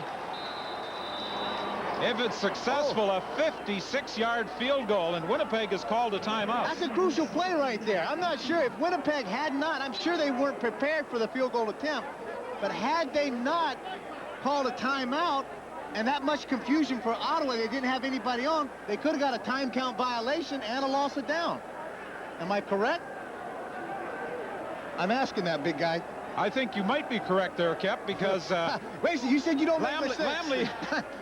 Lamley was over on the sidelines, and and he wasn't. It didn't appear as though he was ready to come onto the field. And I mean, there's no sense in sending the punter out to kick us, and he's the punter also, to kick a single goal. I mean, they're down by 3. And now they're sending the field goal unit off to the sidelines. And Garza is staying out there. They're going to try and take advantage of what Winnipeg had adjusted to, but the pass intended for Kenneth Brer is incomplete, and now Jim Gilstrap sends his field goal unit back out with 1 second remaining. There's your 2 plays that you're trying to get. It had to be hot. It had to be quick. Sammy Garza had to dump it off. He threw it behind the intended receiver. He was just trying to pick up an extra 8 or 10 yards if he could, maybe even 6 yards, to make this field goal just a little shorter. But had Brer caught the ball, by the time he downed it, the time may have expired. You're exactly right. To tie the game from 55 yards out, the kick is partially locked at the line of scrimmage.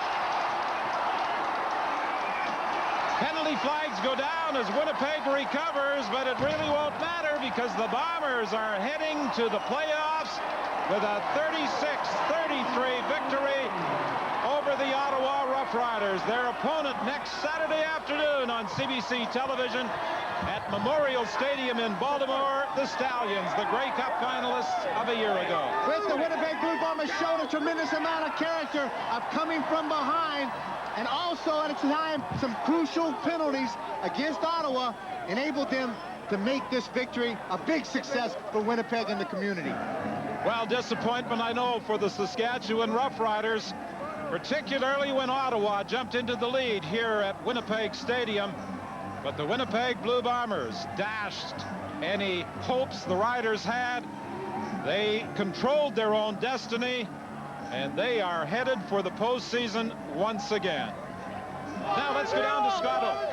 All right, here's Reggie Slack, and it's nuts down here already. Reggie, it looked for the longest while like you guys are out of this today. How did you get back in it? Well, we just came in at halftime, and we knew what we had to do. We had to come out focused for the second half. We had 30 minutes of football to play, and it was all up to us whether or not we were going to go home or go down to Baltimore. We decided that we wanted to go down to Baltimore. Do you agree that Ottawa played with more emotion than you guys, at least for the first half of this game? Well, Ottawa came out. They played hard. They played tough. We weren't executing the first half. We had some missed opportunities up the field. We just came out of second half, said we needed to get focused, and that's what we did. Was the adjustment to the 7 series going with the short passes that you spoke to Mike Kelly about the turning point in this game? I'm sorry? Adjusting to the 7 series, the short, quick passes, was that the turning point? I think so. You know, second half we came out, we started hitting our backs underneath. Their linebackers were dropping 10, 12 yards downfield. Blaze Bryan got involved in the game. He had a great second half, and we were able to control the football and put some points on the board. What about the date with Baltimore now? Quickly, the date with Baltimore. We got to get focused. We got to get focused. Go down and play Baltimore. Play them tougher than we played them the first time. Thank you, Reggie. And so the Bombers make it 16 straight years in the playoffs, the result of a 36-33 win over Ottawa.